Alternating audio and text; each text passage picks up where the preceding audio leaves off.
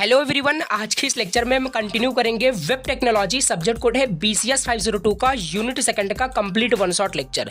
देखो आज के इस लेक्चर में CSS एंड CSS एडवांस्ड 100% पूरा सिलेबस का टॉपिक आपका फिनिश हो जाएगा। साथ ही साथ सारे इंपॉर्टेंट क्वेश्चन, सारे PYQs जो इस यूनिट सेकंड से एग्जाम में पूछे जा सकते हैं, एज मच एज पॉसिबल सारा कुछ यहाँ पे इस वन शॉट के अंदर मैं कवर किया हूँ। राइट, अगर इस वन शॉट को आप कवर कर लेते हो 100% आपका यूनिट सेकंड आपका तैयार हो जाएगा। और यूनिट फर्स्ट आपने ऑलरेडी तैयार कर ही लिया होगा। यूनिट फर्स्ट हमने ऑलरेडी चैनल पे अपलोड किया है, जाके आप प्लेलिस्ट को कर सकते हो। प्लेलिस्ट का लिंक डिस्क्रिप्शन बॉक्स में दिया हुआ है। चलिए करते हैं स्टार्ट लेक्चर को। और स्टार्ट करने से पहले छोटी सी रिक्वेस्ट है, फर्स्ट टाइम अगर चैनल को देख रहे हो, विजिट किए हो, तो प्लीज सब्सक्राइब करना बहुत ज्यादा हेल्प होती है। यानी कि मोटिवेशन मिलता है कि हाँ आप लोग सपोर्ट कर रहे हो, लाइक कर रहे हो। और कमेंट जरूर करना है, 1 मिनट लगता है कमेंट करने में, और आपके कमेंट से ही बहुत ज्यादा मोटिवेशन मिलता है। Right, now let's start the unit second, CSS and CSS advance. Unit first में हमने क्या पढ़ा था, देखो थोड़ा सा कनेक्शन बना दूं, क्या क्या हम पढ़े थे, उसी से फिर प्रोसीड करेंगे further.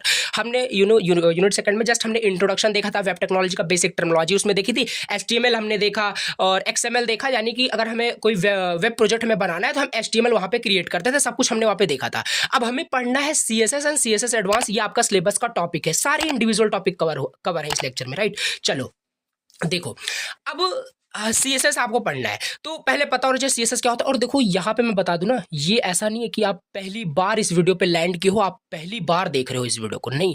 Already as a computer science students आपको सब कुछ ऑलरेडी आता है, बट यहाँ पे फिर भी मैं आपको सारे इंपॉर्टेंट कुछ सारे टॉपिक्स कवर करूंगा। CSS क्या होता है आपको ऑलरेडी पता है भैया। CSS क्या होता है, सिंपल हमारे पास को जो HTML से हम जो स्ट्रक्चर डिजाइन करते थे वेबसाइट का, उसी को और ज्यादा क्या स्टाइलिंग देने के लिए, ठीक है, उसको सुंदर बनाने के लिए हम बोल सकते हैं। ब्यूटी पार्लर का नाम सुना है, सिंपल यहाँ पे ये वेबसाइट के लिए ब्यूटी पार्लर है, ठीक है। ऐसे आप इसे एग्जांपल से याद कर सकते हो। सिंपल CSS का मतलब होता है कैस्केडिंग स्टाइल शीट, आपको भी पता है। और सिंपल एक स्टाइल शीट एक लैंग्वेज होता है जो कि हम क्या कर सकते हैं, अपने HTML फाइल को क्या कर सकते हैं, ब्यूटीफुल बना सकते हैं। राइट, बस सिंपल आपको बिल्कुल पता है, आपके पास नोट्स रहेगा, रीड करना, डिफिनेशन आपको सब कुछ आता है। 3 तरीके से, देखो 3 तरीके से हम अपने वेबसाइट को सुंदर बना सकते हैं, यानी उसमें स्टाइलिंग को हम अप्लाई कर सकते हैं। We have 3 main types of CSS। Right, पहला हमारे पास है इनलाइन CSS, सेकंड है भैया internal CSS, and the third is external CSS। Also ये टॉपिक बहुत ज्यादा इंपॉर्टेंट है।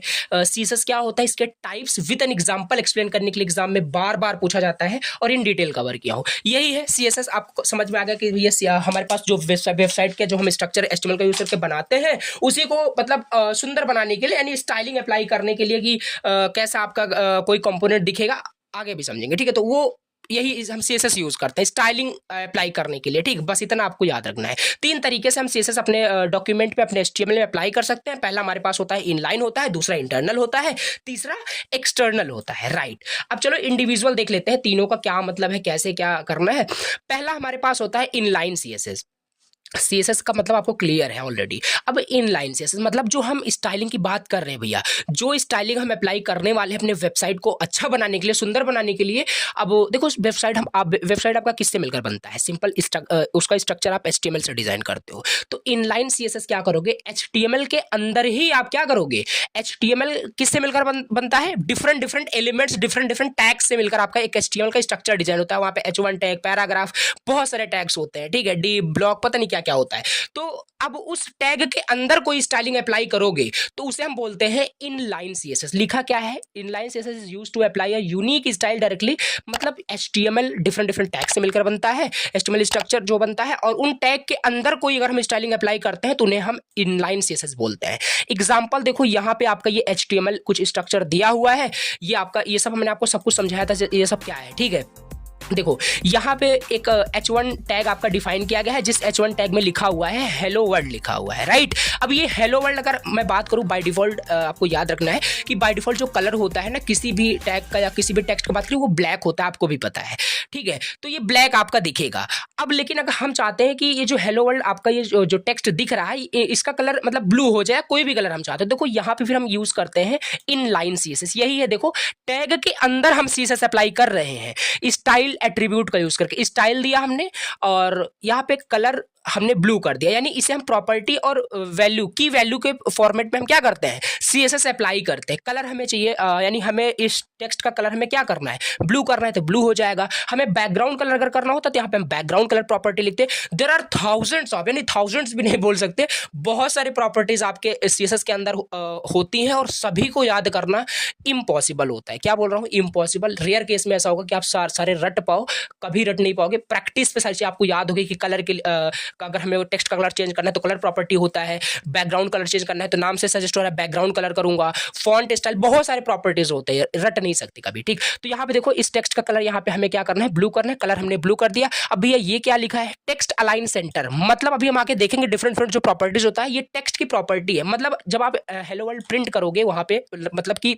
आउटपुट देखोगे उसमें वेब ब्राउजर में, तो HTML आपका कहीं, मान लेते हैं ये आपका वेब ब्राउजर है, ठीक है, मान लेते हैं आपका ब्राउजर का व्यू पोर्ट है, तो हेलो वर्ल्ड आपका यहाँ दिखेगा। अब भैया आपको हेलो वर्ल्ड बीच में देखना है, यहाँ पे हेलो वर्ल्ड चाहिए, ठीक है, तो टेक्स्ट अलाइन सेंटर प्रॉपर्टी होती है, आपका हेलो वर्ल्ड यहाँ दिखेगा। ठीक, सिंपल, ये देखो यही है आपका सिंपल इनलाइन CSS। देखो HTML टैग के अंदर ही हम CSS, यहाँ पे देखो H1 के अंदर ही हम CSS अप्लाई कर रहे हैं, इसे ही हम इनलाइन बोल रहे हैं। बट मोस्ट इंपॉर्टेंट थिंग कि भैया ये आपका यूज नहीं होता, ठीक है, क्यों नहीं यूज होता, कर सकते हो रेयर केस में, बट इसे किया नहीं जाता, ये सूटेबल भी नहीं है और ये मतलब एडवाइजेबल भी नहीं है कि आप इसे यूज करें। क्यों, क्योंकि आप प्रोजेक्ट जब बनाओगे, बड़े बड़े जब प्रोजेक्ट आप बनाओगे, तो वहां पे इंडिविजुअल किसी टैग के अंदर जा करके अगर स्टाइलिंग आपने अप्लाई कर दी, फ्यूचर में मान लो, अब देखो हमने यहाँ पे ब्लू कर दिया, फ्यूचर में हम चाहते हैं कि हमारा हेलो वर्ल्ड का कलर जो हो जाए वो पिंक हो जाए, तो भैया फिर से आओ इसी डॉक्यूमेंट में आओ, टैग में चेंजेस करो, तो ये काफी बल्कि प्रोसेस होगा। ठीक है, तो ये लार्ज प्रोजेक्ट के लिए एप्लीकेबल नहीं होता, इसे हम यूज ही नहीं करते, बस हम समझ के रख रहे हैं कि ये देखो यहाँ पे लिखा हुआ है सिंपल। चलो इनलाइन क्लियर हो गया होगा, इतना इन डेप्थ नहीं जाना। ओके, दूसरा हमारे पास है internal CSS, inline CSS, internal CSS। अब इंटरनल CSS क्या होता है, इंटरनल CSS आपका वो CSS होता है कि मान लो हमें स्टाइलिंग अप्लाई करनी है अपने HTML स्ट्रक्चर में। अब हम जो वहाँ पे CSS के जो भी वहाँ पे मतलब प्रॉपर्टीज जो वैल्यू है, मतलब जो भी हमें मतलब वहाँ पे अप्लाई करना है, CSS जो भी अप्लाई करना है, वो हम अपने HTML स्ट्रक्चर के अंदर विथ स्टाइल टैग का यूज करके वहाँ पे हम प्रॉपर्टी एंड वैल्यू डिफाइन करते हैं। मैंने क्या बोल दिया, इंटरनल CSS यूज होता है जब आप चाहते हो कि स्टाइल डिफाइन करो सिंगल HTML डॉक्यूमेंट में, तो आप देखो स्टाइल टैग यूज करते हो। ये सब चीज आपको पता होना चाहिए, ऑलरेडी आता होगा। स्टाइल टैग का यूज करते हो, हेड के अंदर आपने स्टाइल टैग क्रिएट किया, स्टाइल टैग के अंदर आप सारे वहां पे प्रॉपर्टीज डिफाइन करोगे, जो कुछ भी आपको CSS अप्लाई करना होगा, सिंपल। ठीक, तो ये है सिंपल इंटरनल CSS का कंसेप्ट। एग्जांपल देख लोगे क्लियर हो जाएगा। ये देखो इस HTML स्ट्रक्चर आपका सिंपल यहाँ से यहाँ तक डिफाइन किया गया है, और देखो हमने क्या बोला, अब यहाँ पे इनलाइन नहीं देख रहे। इंटरनल CSS सिंपल होता है हेड के अंदर, हेड यहाँ से स्टार्ट है, देखो हेड आपका कहाँ से स्टार्ट है, हेड यहाँ से आपका स्टार्ट है यहाँ तक। इसके अंदर देखो आपका क्या होगा, एक स्टाइल टैग आपका यूज हुआ होगा, स्टाइल टैग के अंदर आपका वापस CSS अप्लाई होगा। देखो स्टाइल टैग, ये देखो यहाँ से यहाँ तक स्टाइल टैग है, और इसके अंदर देखो क्या है, CSS अप्लाई किया गया है। जो बॉडी का बैकग्राउंड कलर है, बाय डिफॉल्ट क्या होता है बॉडी का बैकग्राउंड, कभी भी ब्राउजर को ओपन करोगे तो बाय डिफॉल्ट बैकग्राउंड कलर क्या होता है, व्हाइट होता है। ठीक है, किसी भी वेबसाइट का बैकग्राउंड कलर बात करें तो बैकग्राउंड कलर को चेंज करना है, ब्लैक करना चाहते हो तो प्रॉपर्टी एंड वैल्यू दोगे, बॉडी का कलर जो हो जाएगा आपका। अब ये कैसे बॉडी यहाँ पे कैसे सिलेक्ट किया गया, इसे हम सिलेक्टर बोलते हैं कि हमने एलिमेंट सिलेक्टर किया, अभी आके सब आएगा। ठीक है, तो थोड़ा सा पेशेंस रखना है। अब यहाँ पे फिर H1 को सिलेक्ट किया गया, और H1 का कलर भैया यहाँ पे ग्रीन कर दिया गया। इसको भी वही टेक्स्ट अलाइन सेंटर समझ में आ गया होगा कि टेक्स्ट को हमें बीच में करना है या लेफ्ट में करना है, राइट में करना है, काफी सारी प्रॉपर्टीज वैल्यूज होती हैं। तो ये देखो किया क्या हमने यहाँ पे कि हमने एक जो हमारे पास HTML स्ट्रक्चर डॉक्यूमेंट था, उसके अंदर हेड टैग के अंदर किया जाता है, याद रखना है, हेड टैग के अंदर आपका स्टाइल टैग के अंदर आपको वहाँ पे अपना प्रॉपर्टीज एंड वैल्यू डिफाइन करना पड़ता है।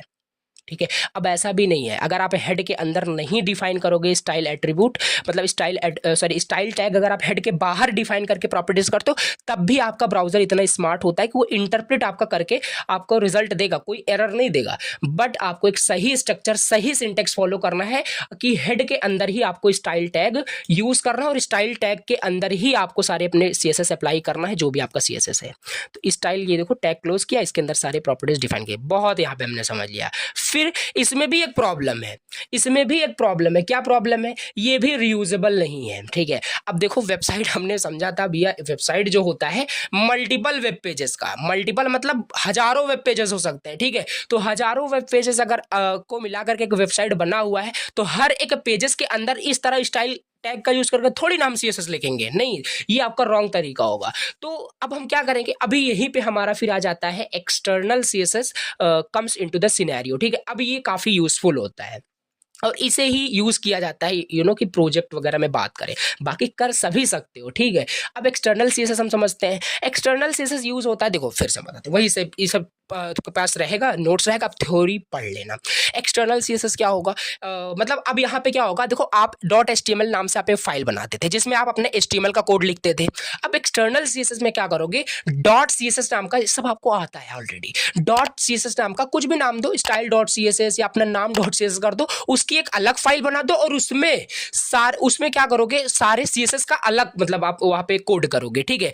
आपने मतलब देखो सब सेपरेट कर दिया और इससे क्या होगा, मैनेज करना काफी इजी हो जाता है। HTML अलग मैनेज कर रहे हो, CSS अलग मैनेज कर रहे हो, ये काफी यूजफुल होता है। वही लिखा हुआ है कि आप क्या करोगे, एक अलग सा CSS फाइल बनाओगे, उसमें सारा CSS जो भी आप डिफाइन करना चाहते हो उस फाइल में सारा CSS डिफाइन करोगे। अब भैया देखो एक सेकंड समझते हैं, ये है आपका क्या, ये है आपका HTML, ठीक है। एक सेकंड, ये है आपका क्या, ये आपका है HTML, ठीक है। इसमें आपका बहुत सारे लाइन ऑफ कोड है, HTML स्ट्रक्चर लिखा हुआ है। अब यहाँ पे HTML आपने डिफाइन कर दिया, अब हम एक्सटर्नल CSS समझ रहे हैं। अब यहाँ पे आपका क्या है, ये आपका .css नाम का एक फाइल है, इसमें आपने बहुत सारे CSS प्रॉपर्टीज डिफाइन किए हुए हैं, ठीक है। अब आपने डिफाइन कर दिया, अब ये सारी प्रॉपर्टीज .css जो आपके फाइल है, इसमें जितने भी प्रॉपर्टीज आपने डिफाइन किया, जो भी स्टाइलिंग आपने डिफाइन किया, ये आप अपने HTML में कैसे यूज करोगे, इसको इसमें लिंक करना पड़ेगा, लिंक करोगे विद द लिंक टैग, ठीक है। अब एक लिंक टैग होता है, उसका सिंटेक्स होता है, उसी तरीके से इसको लिंक करते हैं, फिर आपका HTML समझ जाएगा कि हाँ आप कुछ एक्सटर्नल CSS यूज कर रहे हो, वो सारे प्रॉपर्टीज हमें अपने HTML स्ट्रक्चर में दिखाना है, शो करना है। ये आप पढ़ोगे आपको दिखेगा, वही लिखा हुआ है। HTML देखो फाइल एक बनाई गई, यहां से अगर हम देखें HTML फाइल आपका ये बनाया गया, एक सेकंड थोड़ा सा इसे नीचे करते हैं। देखो ये है आपका HTML स्ट्रक्चर डिफाइन किया गया है, index.html है और इसमें सिंपल क्या है, और ध्यान दो जो यहाँ पे मैं बताया आपको कि लिंक टैग से हम एक्सटर्नल फाइल को, एक्सटर्नल CSS को लिंक करेंगे HTML से, वो हम हेड टैग के अंदर करते हैं। और ये सारा काम हमने आपको यूनिट फर्स्ट में इसीलिए बताया था, इंट्रोडक्शन इसीलिए था कि ये सब हमने देख लिया था कि CSS कहाँ हम करेंगे, बॉडी टैग के अंदर थोड़ी ना हमें CSS वहाँ पे लिंक करना है, ये सब सिंटेक्स होता है। हेड टैग के अंदर ही आपको क्या करना पड़ेगा, अपना CSS लिंक करना पड़ेगा। लिंक करने का फॉर्मेट ये होता है रिंक, रिलेशन टाइप क्या है, स्टाइल सीट, मतलब जो सीट है, जो डॉक्यूमेंट है वो स्टाइल टाइप का है, स्टाइल सीट दिया। href अभी हम आगे देखेंगे, ये एंकर टैग में आपका एक एट्रीब्यूट होता है, यूज होता है रिडायरेक्ट करने के लिए। आप अपना URL देखो, अपने जो भी आपका यहाँ पे इस फाइल का नाम है वो यहाँ पे देखो, आपका लिंक हो जाएगा, ठीक है। तो ये हो गया। अब यहाँ पे देखो सारे CSS यहाँ पे अप्लाई किया गया है। बॉडी का कलर, बैकग्राउंड कलर आपका ये हो जाना चाहिए, फॉन्ट फैमिली ये हो जाना चाहिए, ये सारे प्रॉपर्टीज हैं, राइट। इसमें कंफ्यूज, इसमें रटने वाली बात नहीं, आगे भी जैसे बहुत सारे प्रॉपर्टीज पढ़ेंगे तो ये सब हमें ऑटोमेटिकली याद हो जाएगा। इसमें किया जा रहा है H1 का कलर बाय डिफॉल्ट ब्लैक होता है, बट हमने एक्सटर्नल CSS अप्लाई करके उसका कलर पर्पल कर दिया, ठीक है, और इसको सेंटर में मैं शो कर रहा हूँ। और यहाँ पे ऐसे ऐसे देखो बहुत सारे प्रॉपर्टीज यहाँ पे डिफाइन किए सकते हैं, एक्सटर्नल CSS ये होता है। क्लियर हो गया होगा आई थिंक। तो ये काफी इंपॉर्टेंट था, ठीक है। 7 मार्क्स में बिल्कुल पूछा जा सकता है CSS क्या है, इसके types of CSS with an example explain करने के लिए ऑलरेडी बता दिया, और ये सब आप देख लेना समरी में, आपका ये क्लियर हो जाएगा, ठीक है। आगे बढ़ते हैं। अब इसी में हमारे पास एक क्वेश्चन और भी आ सकता है, फीचर्स आपसे पूछे जा सकते हैं। अब मुझे नहीं लगता फीचर्स आपको बताना पड़ेगा, ठीक है। फीचर्स CSS के क्या क्या फीचर्स है, क्या क्या प्रॉपर्टीज है CSS के, लिख सकते हो कि सेपरेशन हो जाता है कंटेंट और स्टाइलिंग का अलग अलग, ठीक है। तो ये भी है, कैस्केडिंग नेचर होता है। हाँ एक चीज ये भी थोड़ा सा कंसेप्ट बता दो, कैस्केडिंग नेचर का क्या मतलब है। देखो जैसे यहाँ पे देख लेते हैं एग्जांपल में, जैसे मान लेते हैं हमने H1 का कलर इस पॉइंट पे हमने H1 का कलर क्या किया, पर्पल किया। अब मान लो आगे हमने फिर यहाँ पे क्या किया, H1 का कलर मान लो अब यहाँ पे हम ब्लैक कर देते, तो बताओ कौन सी प्रॉपर्टी अप्लाई होगी, आपका लास्ट वाली प्रॉपर्टी अप्लाई होगी। यही होता है कैस्केडिंग नेचर, ठीक है। जो लास्ट में डिफाइन होगा वही आपका होगा, फिर ये आपका इग्नोर कर दिया जाएगा। यही होता है कैस्केडिंग नेचर, ठीक है। तो ये आप देख लेना, फीचर्स हो गया। और क्या है, रिस्पॉन्सिव डिजाइन। बिल्कुल हाँ, अगर आपको रिस्पॉन्सिव डिजाइन करना है, वेबसाइट के लेआउट को कंट्रोल करना है, देन ऑल्सो भी आपका CSS यूज होता है। मल्टीपल वेब पेजेस को आपको क्या करना है, स्टाइल करना है। तो ये सब प्लीज पढ़ना प्लीज, ठीक है। तो ये सारी चीजें आपके पास रहेगी, नोट्स आप रीड आउट करोगे। अब हमारे पास अगला टॉपिक आता है CSS प्रॉपर्टीज। और भैया ये जो आपका टॉपिक है ना, बहुत, यानी अभी तो यहाँ पे चलो हमने यहाँ पे कुछ आपके एग्जाम से कि उसको उसके पॉइंट ऑफ व्यू से हमने कुछ यहाँ पे लिख दिए हैं, बट ये सीमित नहीं है, ठीक है। बहुत सारे आपके सीएसएस प्रॉपर्टीज आपके होते हैं, उसको आप मतलब बहुत ही ज़्यादा होते हैं, ऐसा मैं बोल रहा हूँ। लेकिन यहाँ पे मेन जो हमारे पास है, जो एक वेब पेज जब हम क्रिएट करते हैं, वेबसाइट डिजाइन करते हैं, तो ये सारे आपके उसमें यूज होते हैं। तो वही हमें पढ़ना है, सीएसएस प्रॉपर्टी क्या है, जो यहाँ पे हम डिफाइन कर रहे थे अभी, कि ये कलर ये हो जाए, फॉन्ट फैमिली ये हो जाए, और टेक्स्ट अलाइन सेंटर ये, तो यही सब आपके क्या है, सीएसएस की प्रॉपर्टीज है, ठीक है। तो यही हमें यहाँ पे पढ़ना है, तो ये सब आप देख लेना। अब यहाँ पे पहला हमारे पास है टेक्स्ट प्रॉपर्टी, दूसरा हमारे पास है बॉक्स मॉडल प्रॉपर्टी, तीसरा है बैकग्राउंड प्रॉपर्टी, फोर्थ है लेआउट प्रॉपर्टी, फिफ्थ है flex box property and animation and transition property. सब कुछ डिटेल में बताऊंगा आपको, ठीक है। आ जाओ, ठीक है। अब यहाँ पे क्या करते हैं, पहला हमारे पास है टेक्स्ट प्रॉपर्टी। तो कुछ नहीं है, ऐसे हमें टू द पॉइंट लिखना है। टेक्स्ट प्रॉपर्टी, टेक्स्ट प्रॉपर्टी हम क्यों यूज करते हैं, टेक्स्ट को कंट्रोल करने के लिए। टेक्स्ट हमारा कैसा दिखेगा, क्या कलर होगा, कहाँ दिखेगा, ये सारी चीजें यहाँ पे हम करते हैं। तो ये तो हमने पहले ही देख लिया, टेक्स्ट का कलर क्या होगा, कलर अब ब्लू हो जाएगा। यहाँ पे देखो लिखा हुआ है फॉन्ट साइज, फॉन्ट का साइज क्या होगा, ठीक है। अब यहाँ पे हम यूनिट्स में देते हैं, यूनिट्स आपके मतलब दो टाइप्स के होते हैं, या तो एब्सोल्यूट होगा या तो रिलेटिव होगा। आगे भी फर्दर हम देखेंगे, बाकी सिलेबस में भी नहीं दिया था यूनिट्स इन सीएसएस। तो बाकी ये पिक्सल्स आपका क्या है, यूनिट है, यानी 16 पिक्सल्स आपका फॉन्ट साइज हो जाएगा आपके टेक्स्ट का। फॉन्ट फैमिली, ठीक है, फॉन्ट फैमिली मतलब कि आपके फॉन्ट का क्या स्टाइल होगा, ठीक है। इटैलिक होगा फॉन्ट फैमिली, देखो यहाँ पे दिया गया जैसे एरियल होगा, काफी सारे फॉन्ट फैमिली होते हैं, आपको पता होगा। बोल्ड होगा, सैंस सेरिफ होगा, ये सारे फॉन्ट फैमिली क्या है, रिलेटेड टू द टेक्स्ट है, ठीक है। तो इसीलिए हमेशा टेक्स्ट प्रॉपर्टी बोल रहे हैं। टेक्स्ट अलाइन, ये तो अभी हम यूज ही कर रहे थे। हमारा टेक्स्ट मान लो हमें लेफ्ट में दिखाना है, या बीच में दिखाना है, या राइट में दिखाना है, या कहाँ दिखाना है, वो टेक्स्ट अलाइन हम यूज करते हैं, ठीक। टेक्स्ट अलाइन सेंटर, वो सेंटर हो जाएगा। टेक्स्ट डेकोरेशन, टेक्स्ट डेकोरेशन बहुत ज्यादा यूज होता है। टेक्स्ट डेकोरेशन आपका, ये देखो टेक्स्ट डेकोरेशन नन कर देगा। जैसे मान लो आपका कोई सेंटेंस है, मान लो ये आपका कोई सेंटेंस है, इसको अंडरलाइन करना है, अंडरलाइन करना है यानी कि आप टेक्स्ट को डेकोरेट करने जा रहे हो, तो टेक्स्ट डेकोरेशन प्रॉपर्टी याद आ जानी चाहिए। टेक्स्ट डेकोरेशन अंडरलाइन कर दोगे, आपको वो अंडरलाइन हो जाएगा। टेक्स्ट डेकोरेशन नन कर दोगे तो जितने भी टेक्स्ट पे प्रॉपर्टीज आपने अप्लाई किया हुआ है सब कुछ हट जाएगा, ठीक है, सारा वहां पे नन हो जाएगा। तो ये देखो यहाँ पे लिखा हुआ है, सिंपल रीड करोगे, ये होते हैं आपके टेक्स्ट प्रॉपर्टीज, ये होते हैं सीएसएस के अंदर। अब दूसरा हमारे पास प्रॉपर्टी क्या दिया है, box model property. Box model is nothing but, आपको देखो ये पता होगा कि कोई भी जैसे हम एचटीएमएल स्ट्रक्चर डिफाइन करते हैं, उसमें हर एक चीज आपका क्या होता है, एक बॉक्स होता है। कभी इंस्पेक्ट करके देखना, इंस्पेक्ट टूल जो मिलता है आपको ब्राउजर में, इंस्पेक्ट करके देखना, हर एक एलिमेंट पे जाओगे तो एक बॉक्स टाइप का दिखता है। एवरी एलिमेंट्स इन कि एचटीएमएल में क्या होता है, एक बॉक्स होता है। तो बॉक्स मॉडल अभी इन डिटेल आगे समझेंगे। तो इसमें क्या होगा कि उसको बॉक्स मॉडल प्रॉपर्टीज आपका हाइट एंड विड्थ होता है, ठीक है। अब मान लो आपका ये वेब पेज है, आपका ये आपका वेब पेज है, और इसमें यहाँ पे कहीं सबमिट का बटन है, ठीक है। इसके अंदर यहाँ पे सबमिट का बटन लिखा हुआ है, थोड़ा सा मैनेज करना, ठीक है। सबमिट का बटन लिखा है तो इसका कुछ हाइट होगा, इसका कुछ विड्थ होगा, तो ये सब क्या होता है, इसी को आपको बॉक्स मॉडल प्रॉपर्टी में से बोल रहे हैं। किसी को हाइट दोगे, विड्थ दोगे, यहाँ पे 100, ये सब आपको बिल्कुल आता है, राइट। अब यहाँ पे पैडिंग दोगे, पैडिंग का मतलब क्या होता है, अभी आगे हम इन डिटेल देखेंगे। मतलब कि बॉर्डर एंड कंटेंट के बीच में क्या स्पेस होगा, वही आपका पैडिंग होता है। पैडिंग यहाँ पे 10 पिक्सल, यानी यहाँ पे padding top, padding bottom, padding left, padding right, हर जगह से चारों तरफ से आपका पैडिंग कितने का है, 10 पिक्सल का है। ये सब अभी आगे इन डेप्थ आएगा, ओके। सो ये प्रॉपर्टीज के टर्म में भी देख रहे हैं। मार्जिन का मतलब क्या है, जैसे मान लेते हैं एक बॉक्स आपका ये है और एक बॉक्स आपका ये है, ऐसा होता है सिंपल। हम मान लेते हैं ये आपका सबमिट का बटन है, और मान लेते हैं ये आपका रजिस्टर का बटन मान लेते हैं। इन दोनों ये दो बटन है, इन दोनों बटन के बीच में कितना डिस्टेंस होगा, ये हम डिफाइन करते हैं with the help of the margin, ठीक है। तो ये कंट्रोल करता है स्पेस, वही सब यहाँ पे रीड करना प्लीज। बॉर्डर का मतलब क्या है, सिंपल आपको ये भी आ रहा है। जैसे ये मान लेते हैं आपका कोई सबमिट आपने बटन दिया, ठीक है। अब इसको अगर आप बॉर्डर दे दोगे तो इसको एक बॉर्डर मिल जाएगा। बॉर्डर कलर भी डिफाइन कर सकते हो, बॉर्डर का कलर भी डिफाइन कर सकते हो। जैसे देखो बॉर्डर 1 पिक्सल का आ जाएगा, बॉर्डर की जो विड्थ होगी वो मतलब बहुत कम होगा, 1 पिक्सल का होगा, सॉलिड होगा, सॉलिड मतलब स्ट्रेट लाइन में तो सॉलिड होगा, और ब्लैक कलर होगा, ठीक है। अब यहाँ पे बहुत सारे प्रॉपर्टीज होते हैं, सॉलिड की जगह पर डैश कर सकते हो, वेवी कर सकते हो, राइट। बहुत सारे प्रॉपर्टीज होते हैं, बट आपसे पूछा है सीएसएस प्रॉपर्टी, तो बस ज्यादा डीपली नहीं जाना है। तो दूसरा हो गया हमारे पास बॉक्स मॉडल प्रॉपर्टी, और तीसरा हमारे पास है यहाँ पे बैकग्राउंड प्रॉपर्टीज, राइट। तो एक सेकंड थोड़ा सा वेट करिए। तो यहाँ पे हमारे पास अगला टॉपिक क्या है, मतलब अगला प्रॉपर्टी क्या है, बैकग्राउंड प्रॉपर्टी, इसे समझ लेते हैं। तो ये भी तो हमने अभी जस्ट देख लिया कि जैसे मान लो हमें बैकग्राउंड कलर चेंज करना है, तो बैकग्राउंड कलर प्रॉपर्टी होता है। जैसे बैकग्राउंड कलर लाइट ग्रे होगा, कोई भी कलर आप डिफाइन कर सकते हो। कलर सिस्टम भी होता है, अभी हम आगे देखेंगे। बैकग्राउंड इमेज हमें मान लो सेट करना है, जैसे देखो ये हमारा वेब पेज है, राइट, ये हमारा वेब पेज है। अब वेब पेज के ऊपर हमारे पास क्या होगा, बहुत सारे कंटेंट दिख रहे होंगे। अब उस कंटेंट के पीछे, मतलब कहने का मतलब बैकग्राउंड आपका व्हाइट होता है बाय डिफॉल्ट, ठीक है। अब उसमें मान लो हमें कुछ इमेज दिखानी है, तो बैकग्राउंड इमेज हमारे पास प्रॉपर्टी होती है। ये देखो बैकग्राउंड इमेज, फिर URL दोगे, फिर आपका यहाँ पे आ जाएगा।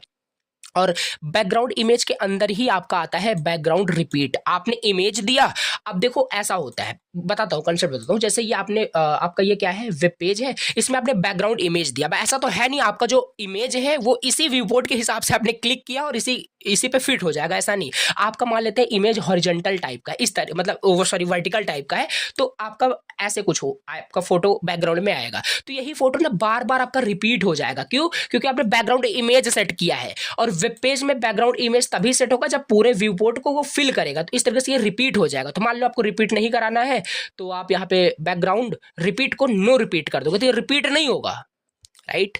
ये सिंपल है। बैकग्राउंड पोजीशन भी हमारे पास होता है, उसको सेंटर कर दोगे, तो ये सब बैकग्राउंड रिलेटेड हमारे पास प्रॉपर्टीज होते हैं। तीसरी प्रॉपर्टी, फोर्थ प्रॉपर्टी हमारे पास होता है लेआउट प्रॉपर्टी।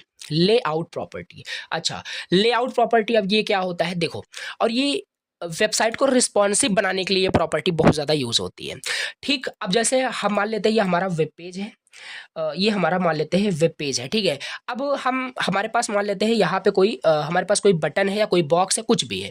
अब हम मानते हैं ये बॉक्स हमें यहाँ नहीं दिखाना है, हमें यहाँ पे इसे यहाँ दिखाना है, हमें यहाँ पे दिखाना है, तब भी हम इसे लेआउट प्रॉपर्टीज की हेल्प से, डिस्प्ले की हेल्प से, पोजीशन के लिए बहुत सारे प्रॉपर्टीज होते हैं, ये सारे हम यहाँ पे अप्लाई कर सकते हैं। तो डिस्प्ले का मतलब क्या है, डिस्प्ले ब्लॉक। अभी जब हम ब्लॉक एंड इनलाइन पढ़ेंगे तब आपको ये क्लियर होगा।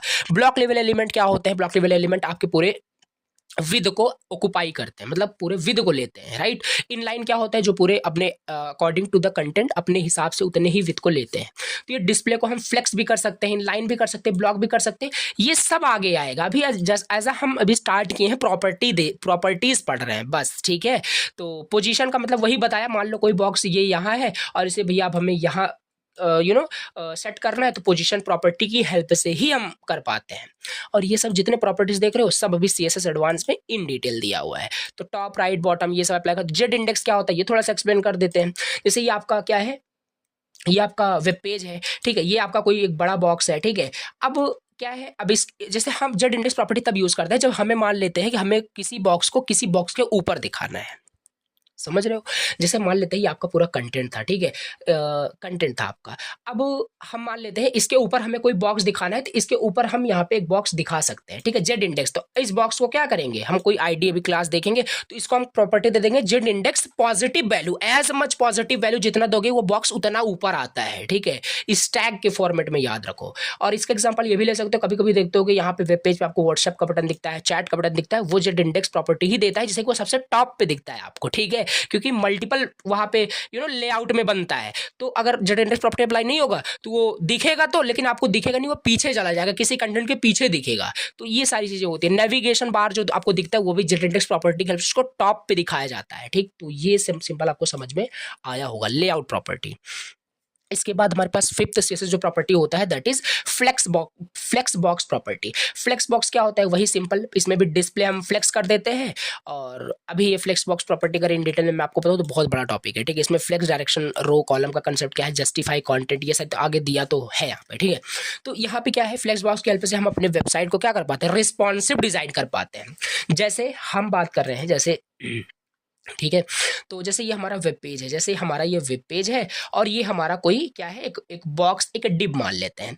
इस डिब के अंदर मान लेते हैं हमारे पास बहुत सारा कंटेंट है, ठीक है, बहुत सारा कंटेंट है।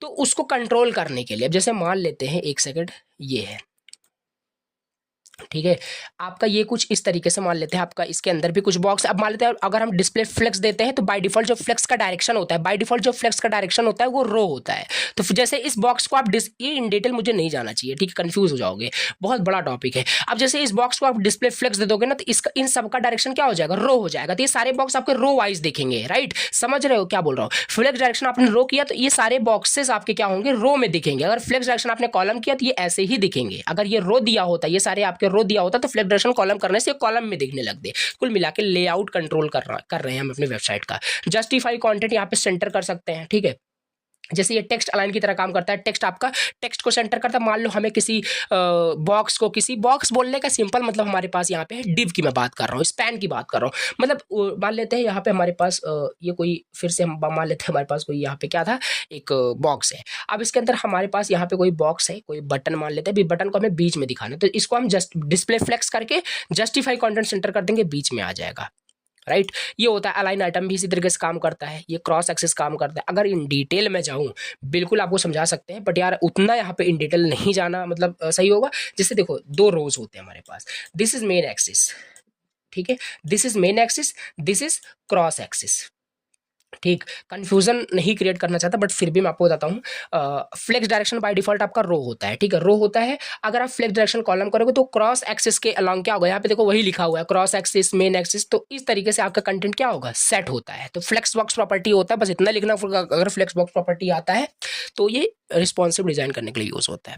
बाकी सीएसएस प्रॉपर्टी आपसे पूछेगा तो थोड़ा थोड़ा आपको लिखना पड़ेगा। 6 आपका यहाँ पे आता है animation and transition property, animation and transition property. और ये क्या है, अब आपका ये क्या है, ये आपका वेब पेज है। जैसे ही आप वेबसाइट पे क्लिक करते हो, कभी ऐसा होता होगा, कभी ऐसा होता होगा, कोई आपको ऐसा ट्रांजिशन टाइप का दिखता है, ठीक है। ट्रांजिशन टाइप का मतलब यहाँ पे ये है कि कोई आपका जैसे मान लेते हैं कोई आपका यहाँ पे बहुत सारा कंटेंट है, ठीक है, बहुत सारा कंटेंट है। आपको फेड इन फेड आउट का कंसेप्ट आपको आता होगा कि फेड इन फेड आउट क्या होता है। जैसे वेबसाइट पे क्लिक करोगे ना तो ये 1 सेकंड के लिए पहले इधर से इधर आता है, कुछ समझ रहे हो मैं क्या बोलने की कोशिश कर रहा हूँ, तो ये ट्रांजिशन होता है, ठीक है। मतलब ट्रांजिशन मतलब यही होता है कि पहले मान लेते हैं आपका बॉक्स इस तरीके से था, ठीक है, और ठीक है, और आफ्टर मतलब जैसे, ठीक है, एक एग्जांपल लेते हैं, रुको ये समझते हैं। जैसे मान लेते हैं आपका बॉक्स कुछ इस तरीके से था, इस बॉक्स पे किया आपने क्लिक, क्लिक करते ही इस बॉक्स का स्टेट चेंज हो गया, ये सर्कल में कन्वर्ट हो गया है with the help of the transition, ये हो पाएगा, ठीक। तो यही है आपका transition, add smooth transition between property changes. ये देखो ट्रांजिशन का कुछ सेंटेंस दिया है, इस तरीके से ट्रांजिशन अप्लाई करते हैं। एनिमेशन भी हमें ये भी आपका एक ट्रांजिशन प्रॉपर्टी होता है। एनिमेट करना है किसी भी कंपोनेंट को, किसी भी आपको वहाँ पे स्टाइलिंग अप्लाई करना है एनिमेशन से रिलेटेड, तो वो भी आप कर सकते हैं। अदर यूजफुल प्रॉपर्टीज हमारे पास क्या है, अदर यूजफुल प्रॉपर्टीज हमारे पास है ओवरफ्लो प्रॉपर्टी, विजिबिलिटी, ओपेसिटी। इसको भी देख लेते हैं। ओवरफ्लो का मतलब क्या होता है, ओवरफ्लो का मतलब क्या होता है, कभी कभी आपने ये नोटिस किया होगा, जैसे आपका ये मान लेते हैं आपका ये वेब ब्राउजर है, सॉरी ये आपका वेब पेज है, ठीक है, वेब पेज है, कंटेंट आपका पूरा यहाँ पे भरा हुआ है, ठीक है, कंटेंट आपका ये पूरा क्या हुआ है, ऊपर से लेके नीचे तक आपका ये पूरा कंटेंट फिल हुआ है।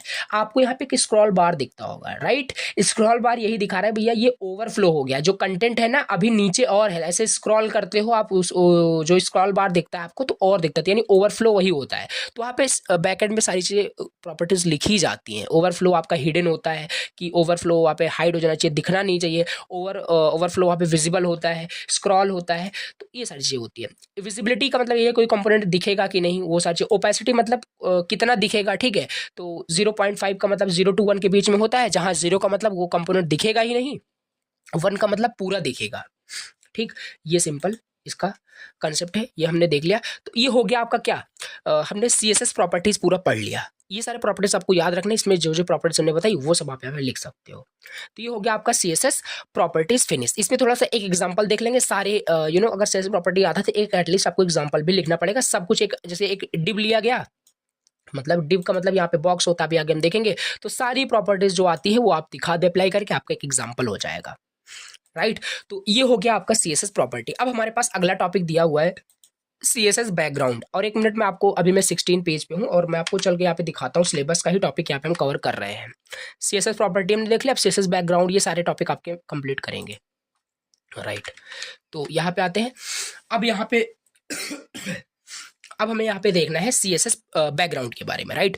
CSS बैकग्राउंड क्या होता है, मतलब CSS बैकग्राउंड प्रॉपर्टीज आपको लिखनी है। CSS बैकग्राउंड प्रॉपर्टीज जो अभी आपने वहाँ पे ब्रीफ में देखा था, ठीक, वही इन डिटेल थोड़ा सा देख लेना है। बैकग्राउंड प्रॉपर्टीज क्या क्या होती है हमने पहले ही देखा था। बैकग्राउंड कलर होता है, बैकग्राउंड इमेज होता है, background position, background size, background repeat, background attachment, और एक शॉर्ट हैंड होता है। खाली बैकग्राउंड लिखोगे सारा काम हो जाएगा। Now let discuss in the detail with an example, right. चलिए, पहला बैकग्राउंड कलर था, ये सब बार बार वही रिपीट हो रहा है बैकग्राउंड कलर को, ठीक है।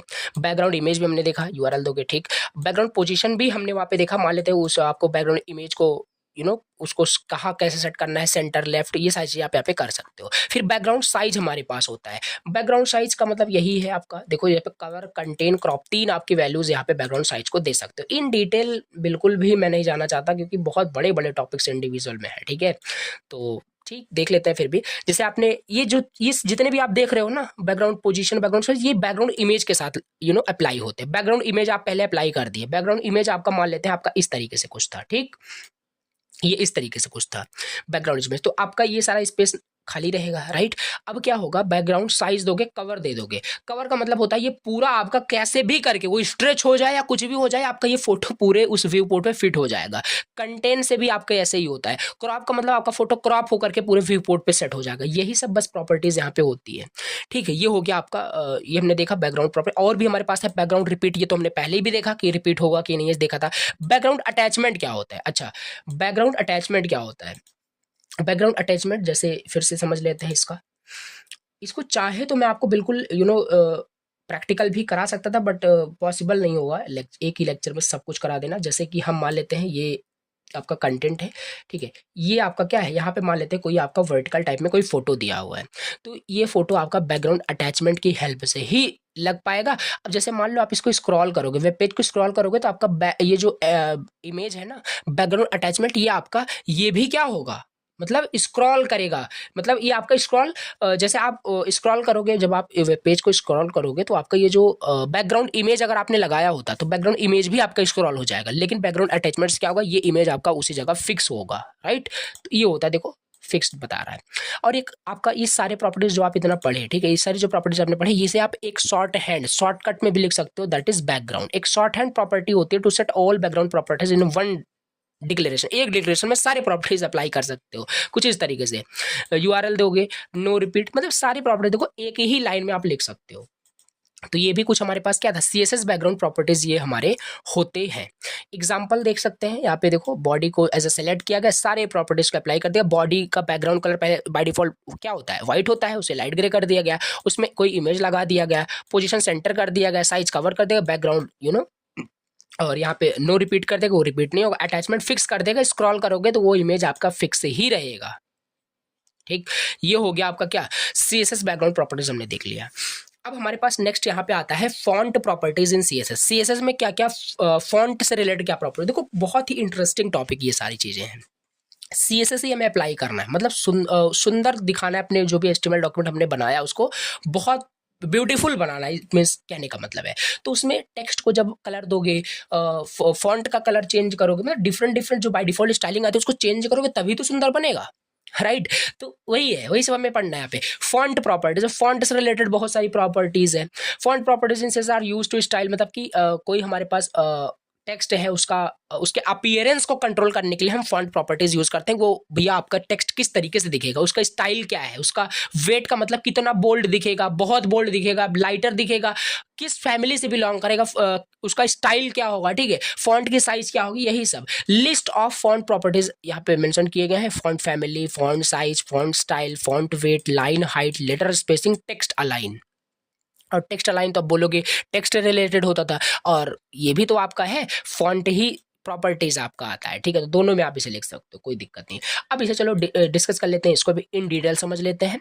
पहला हमारे पास है फॉन्ट फैमिली। अब ये सब इन डेप्थ जाना नहीं चाहिए मुझे, ठीक है, और ये आपको बिल्कुल आपको ऑलरेडी आना चाहिए, आ रहा होगा आपको। फॉन्ट फैमिली क्या होता है, कोई टेक्स्ट आपका जैसे मान लेते हैं अभी अगर मैं बात करूँ जो पूरा मैं बनाया, अब जैसे पीडीएफ मैंने बनाया तो मुझे पता है कि मैं क्या फॉन्ट फैमिली में यूज किया हूँ, ठीक है।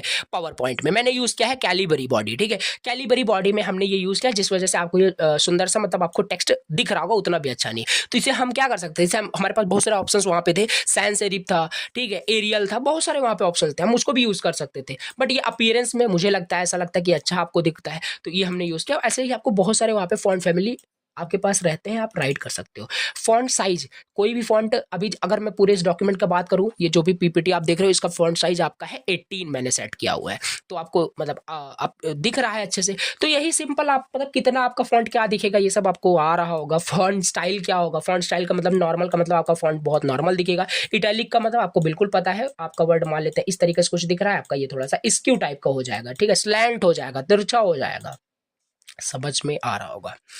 तो ये है फॉन्ट वेट। फॉन्ट वेट का मतलब अभी देखो जैसे ये सारे आपको जो मतलब दिख रहा है, जो भी टेक्स्ट आपको दिख रहा है, ये आपका बात करें काफी मतलब लाइटर दिख रहा है। लाइटर मतलब ये बोल्ड नहीं है, ठीक है। अगर फॉन्ट वेट की जो वैल्यू होती है ना वो 100 से 900 के बीच में होती है। अगर हम यहाँ पे फॉन्ट वेट 100 कर दें, यानी वो आपका लाइटर दिखेगा, सिंपल दिखेगा, बोल्ड वोल्ड कुछ नहीं होगा। लेकिन अगर फॉन्ट वेट यहाँ पे हम 900 कर दें, बहुत ज्यादा बोल्ड हो जाएगा, उसे हम बोल्डर बोलते हैं, ठीक। तो ये है आपका कि किस तरीके से वो आपका अपीलिंग कैसे आप दिखाना चाहते हो टेक्स्ट का, फॉन्ट का, वो आप फॉन्ट वेट की हेल्प से कर सकते हो। ये हो गए प्रॉपर्टीज। लाइन हाइट यहाँ पे एक आता है प्रॉपर्टी। अभी ये लाइन हाइट क्या होता है, देखो लाइन हाइट का मतलब जैसे आपका एक लाइन ये लिखा हुआ है, एक लाइन आपका ये है और एक लाइन ये है, राइट। अब इन लाइन के बीच में क्या हाइट होगा, इन लाइन के बीच में क्या हाइट होगा, ठीक। इनके बीच की बात की जा रही है, इनके बीच क्या डिस्टेंस होगा, तो ये आप दे सकते हो, ठीक है। जितना दोगे उतना आपका लाइन हाइट हो जाएगा। तो ये भी एक लाइन प्रॉपर्टीज होती है, यानी फॉन्ट रिलेटेड प्रॉपर्टीज ही आपकी होती है। लेटर स्पेसिंग हमारे पास प्रॉपर्टी होती है। लेटर स्पेसिंग का मतलब क्या है, अब देखो यहाँ पे जैसे आप लिखे हो, यहाँ पे मैं बात करूँ पूरा ये लिखा हुआ है, अलाइनमेंट लिखा हुआ है, इनके बीच कोई भी लेटर स्पेसिंग हम मानते हैं अभी नहीं है, क्योंकि सब आपस में क्या हुए हैं, आपस में काफी क्लोज है। लेटर स्पेसिंग दे दोगे तो ए आपका यहां दिखेगा, एल आपका यहां दिखेगा, ऐसे बड़े बड़े आपके क्या होंगे, स्पेस हो जाएंगे। ये लेटर स्पेसिंग की हेल्प से होता है, राइट। तो फिर इसके बाद टेक्स्ट अलाइन हमने पहले ही देखा, लेफ्ट राइट सेंटर क्या करना चाहते हो तो वो आप कर सकते हो। अब इसका एक एग्जांपल यूजेस देख लें, क्लियर हो जाएगा सारा। तो एक हमने पैराग्राफ को सेलेक्ट किया, ये जो बार बार देख रहे हो ये सीएसएस को सेलेक्ट करने का एक तरीका होता है, इसे हम सेलेक्टर बोलते हैं, आगे भी आएगा, राइट, आपको आता भी होगा। अब सेलेक्ट कर लिया हमने पैराग्राफ को, पैराग्राफ पे हमें सीएसएस प्रॉपर्टी अप्लाई करना और सारे प्रॉपर्टीज जो हमें आते थे सब कुछ अप्लाई कर दिया। फॉन्ट फैमिली ये कर दिया, फॉन्ट का साइज इतना कर दिया, मतलब स्टाइल ये है, इटैलिक कर दिया, वेट ये है, मतलब सारे प्रॉपर्टीज यहाँ पे हमने क्या किया, अप्लाई कर दिया। तो ये एग्जांपल भी हो जाएगा। तो ये हो गया आपका सीएसएस जो है, हमने फॉन्ट प्रॉपर्टीज भी हमने देख लिया, राइट। अब यहाँ पे हम समझेंगे ब्लॉक वर्सेस इनलाइन एलिमेंट्स क्या होता है सीएसएस में, दोनों को इन डिटेल समझेंगे, ठीक। अब देखो जैसे मैंने पहले ही अभी स्टार्ट करने से पहले ही बताया कि हर एक चीज आप एचटीएमएल जो कुछ भी देखते हो इंस्पेक्ट करके लाइव जाके देख सकते हो। आप जब भी वहां पे कर्सर लेके जाओगे तो वहां पे आपको कुछ बॉक्स के फॉर्मेट दिखेगा। हर एक चीज आपका एचटीएमएल के अंदर एक बॉक्स होता है। Box is nothing but a block element. एक ब्लॉक एलिमेंट होगा या तो वो इनलाइन एलिमेंट होगा, यही है। तो यहाँ पे लिखा भी है कि दो टाइप से आपका कैरेक्टराइज किया गया। अब ब्लॉक लेवल एलिमेंट क्या होता है इसे समझते हैं। देखो ब्लॉक एलिमेंट जो होता है वो फुल विद लेता है, मतलब ये देखो जो कुछ भी लिखा है ना इसे आप रीड करना, मैं आपको कंसेप्ट बताता हूँ ये ब्लॉक एलिमेंट्स का मतलब क्या है, ठीक। ये था आपका क्या, वेब पेज है, ये आपका वेब पेज है। अच्छा, ये है आपका वेब पेज। अब जैसे मान लेते हैं हमें इस वेब पेज पे दिखाना है कुछ, अपना नाम प्रिंट करना है या कुछ भी करना है। चलो हम मान लेते हैं इस वेब पेज पे हमें एक ऐसा एचटीएमएल बनाना है जिसमें कि जैसे हम उस एचटीएमएल फाइल को ओपन करें तो हमें वेब ब्राउजर में हमारा मतलब हेलो करके हमें ग्रीट करना चाहिए। कर सकते हो, बना लोगे, बहुत ईजी है। तो हेलो प्लस नेम वहाँ पे आपका जो भी होगा वो लिख देना, आपका यहाँ पे दिखेगा। हम मान लेते हैं आपने H1 टैग के अंदर यहाँ पे क्या किया, हम मान लेते हैं एग्जांपल बस ले रहे हैं, ठीक है। हेलो करके आपका यहाँ पे दिख रहा है, ठीक है। ये H1 टैग के अंदर आपने लिख लिया। अब जब एचटीएमएल फाइल को ओपन कर रहे हो तो भैया आपका यहाँ पे दिख रहा है, ठीक है। H1 में आपका जो भी लिखे होंगे आप वो आपका यहाँ पे दिखेगा।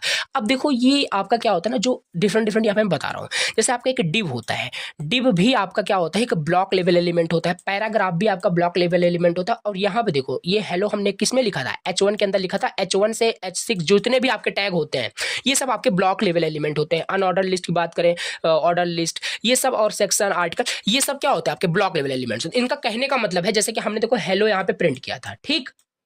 अब आपने H1 में हेलो लिख दिया। अब चलो दोबारा फिर उसके नीचे क्या करो, फिर एक H1 टैग बनाओ, फिर उसमें आप क्या लिखो अपना वेलकम करके कुछ लिखो, मतलब फिर से कुछ आप टेक्स्ट वहां पे लिखो। तो होगा क्या, आपने हेलो जो लिखा है, हेलो प्लस आपका नेम जो लिखा वो इतना बड़ा नहीं होगा कि पूरे व्यू पोर्ट में आ जाएगा, नहीं, मतलब आपने काफी मतलब छोटा ही लिखा है। तो वो मान लेते हैं इतना स्पेस लेता है, आपका जो कंटेंट है इतने में आ रहा है, ठीक है। हेलो प्लस आपका नेम इतने में आ रहा है।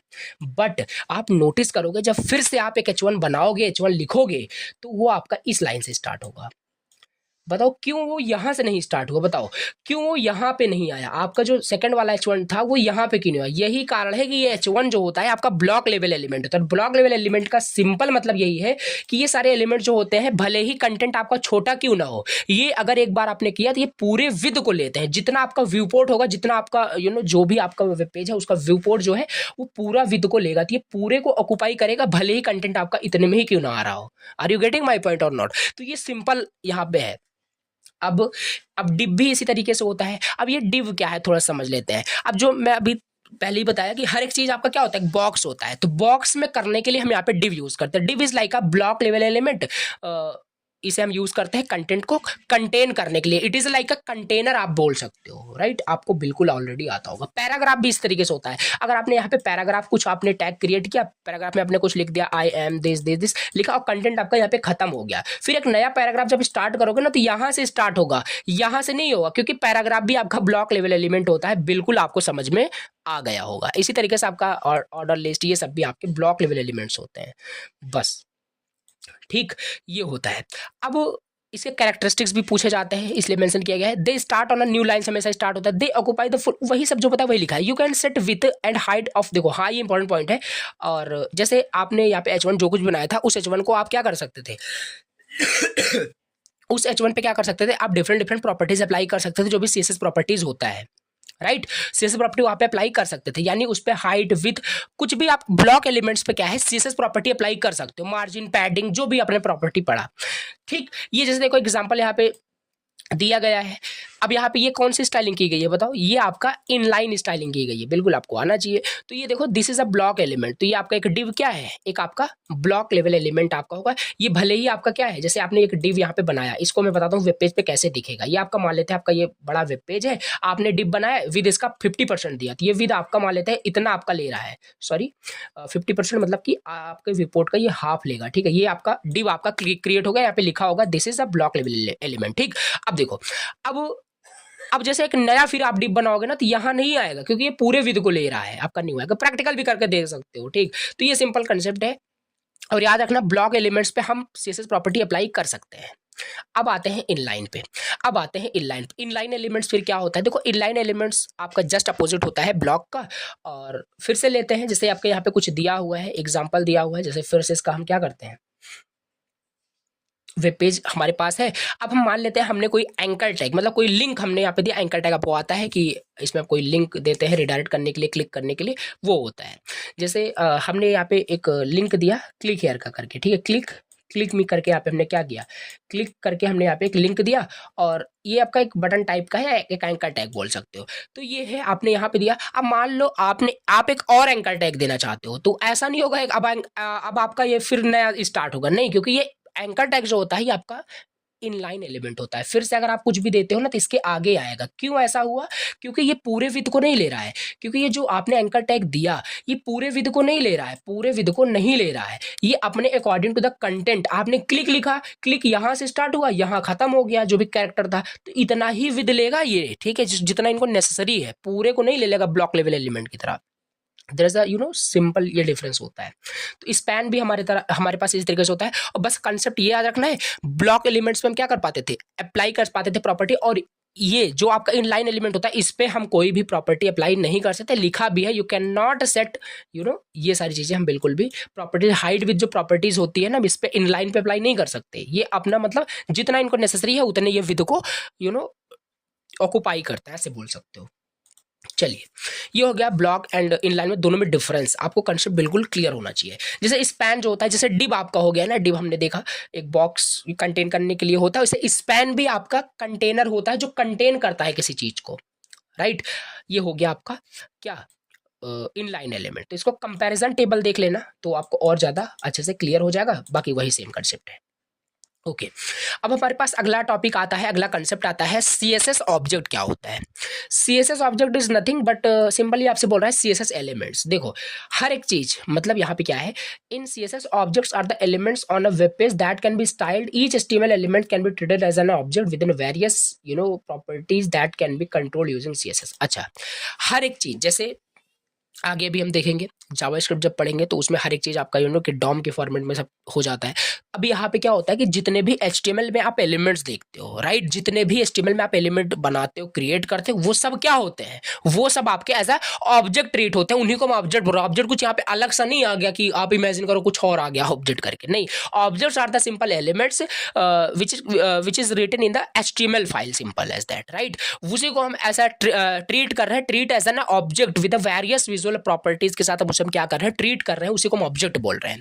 अब भैया ये बताओ, अभी आपने इतने सारे प्रॉपर्टीज पढ़ लिए, वो एलिमेंट के लिए आपने प्रॉपर्टीज पढ़ा था, अगर आपसे पूछा जाता है CSS ऑब्जेक्ट प्रॉपर्टी बताओ, तो क्या आप CSS एलिमेंट प्रॉपर्टीज नहीं लिख सकते? वही लिख सकते हो, वही तो है यहाँ पे, एलिमेंट ही आपका ऑब्जेक्ट है, ठीक है। वही यहाँ पे देखो, यहाँ पे लिखा हुआ, जैसे कंफ्यूजन क्रिएट ना हो, नहीं तो फिर अलग से आप, अब यहाँ पे जितने प्रॉपर्टीज आपने पढ़ा, अगर आपने आपसे पूछा था CSS ऑब्जेक्ट क्या है, तो ये लिख दोगे, बताया। फिर अगर प्रॉपर्टीज पूछता है तो जो प्रॉपर्टीज आपने स्टाइलिंग के लिए भी बहुत सारे प्रॉपर्टीज हमने देख लिया, ठीक है, तो वो सारे प्रॉपर्टीज आप बिल्कुल यहाँ पे लिख सकते हो। यहाँ पे मैं लिखा भी हूँ, अब properties already we have discuss just अभी प्रीवियस हमने देखा।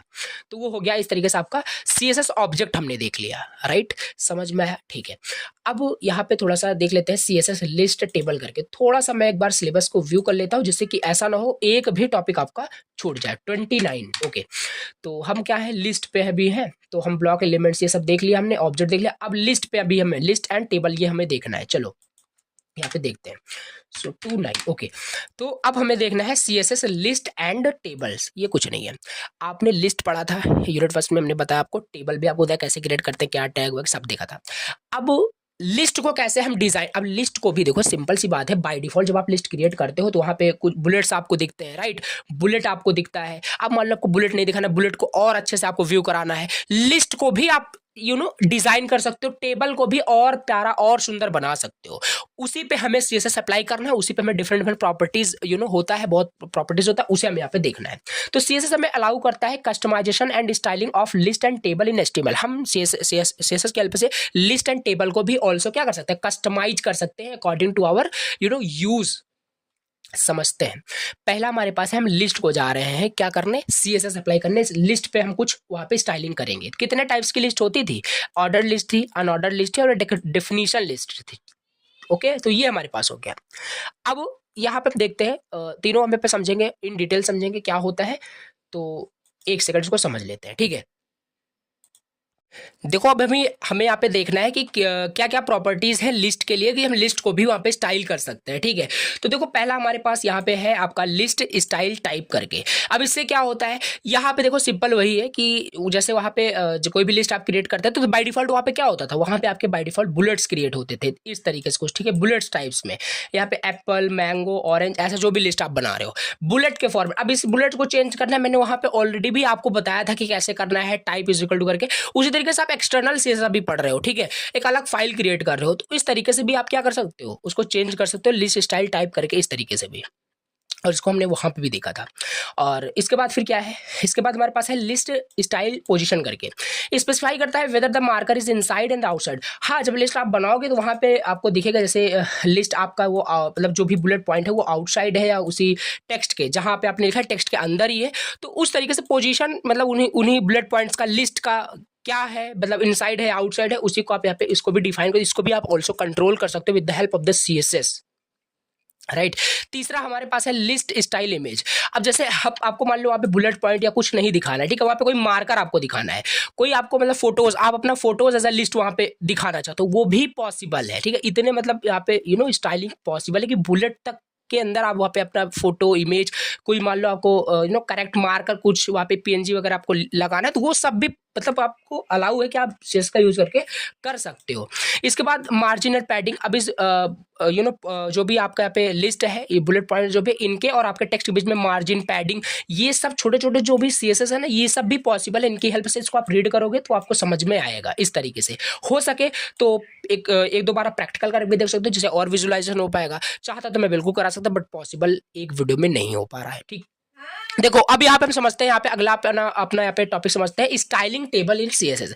हमने यहाँ पे देख लिया बेसिक, ऐसे ही एग्जाम में टॉपिक पूछे जाएंगे कि क्या क्या प्रॉपर्टीज वहाँ पे होती है। तो लिस्ट के लिए हमने जो भी प्रॉपर्टीज थी इंपॉर्टेंट वो हमने वहाँ पे समझ लिया, राइट। अब हम यहाँ पे समझेंगे, मान लो हमने टेबल वहाँ पे बनाया था HTML के अंदर, अब टेबल को हमें CSS देना है, टेबल को हमें डिजाइन करना है, सुंदर बनाना है टेबल को। कैसे कर पाओगे? Common CSS properties for the tables are given as, जैसे मान लो हमने वहाँ पहले भी देखा था, वहाँ पे जब टेबल वहाँ पे यूनिट फर्स्ट में आपको बताया था, तो वहाँ पे एक बॉर्डर प्रॉपर्टी होता है, आप उसको बॉर्डर दे सकते हो, ठीक है। टेबल के अंदर आपका देखो, टेबल का हेड होता है, टेबल का डेटा होता है, उसको बॉर्डर 1 पिक्सल सॉलिड ब्लैक, ये सब अभी जस्ट हमने बॉर्डर की प्रॉपर्टीज में देखा था। मतलब टेबल को भी आप क्या कर पा रहे हो, CSS अप्लाई कर पा रहे हो, ये कहने का मतलब है टेबल को भी सजा पा रहे हो, एक शब्द में ऐसे बोले तो। देखो फिर बॉर्डर कोलैप्स आपका एक दूसरा प्रॉपर्टी होता है, स्पेसिफाई करता है whether table border should collapse into a single border और बी सेपरेटेड। बॉर्डर कोलैप्स करेगा या नहीं करेगा, जो आपका रोज कॉलम में जो टेबल बना हुआ है, जब आप उसका बॉर्डर दोगे, ठीक है, तो वो आपस में कोलैप्स कर सकते हैं, तो उसको मतलब कोलैप्स करना है कि नहीं, ये सब भी आप कंट्रोल कर सकते हो। उतना बहुत ज़्यादा यूज़ नहीं होता, बट हाँ एग्जाम में आपसे पूछेगा तो बताना तो पड़ेगा ही, ठीक है। तो ये सिंपल चीज़ है।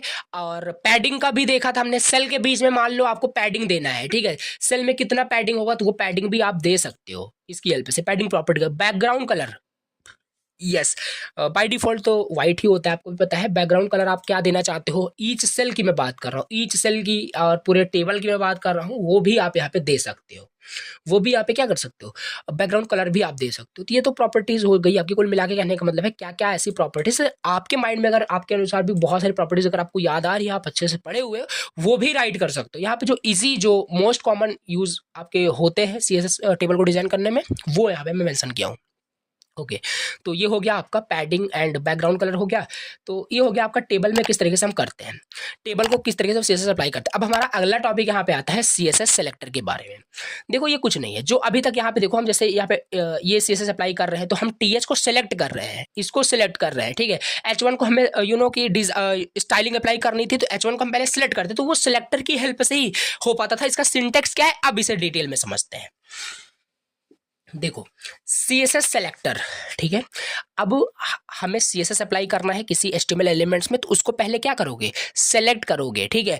आपको अगर यानी कि एग्जांपल की तरफ समझ लेते हैं, जैसे आपको कोई एलिमेंट अगर आपको क्या करना है उस पर CSS अप्लाई करना है, तो पहले उसको सेलेक्ट करोगे, तभी ना उस पर CSS अप्लाई कर पाओगे। तो ये होता है। तो CSS में selector is use to select HTML element that you want to style, it tells the browser which elements on the web page should have the style applied, think of this selector pointer.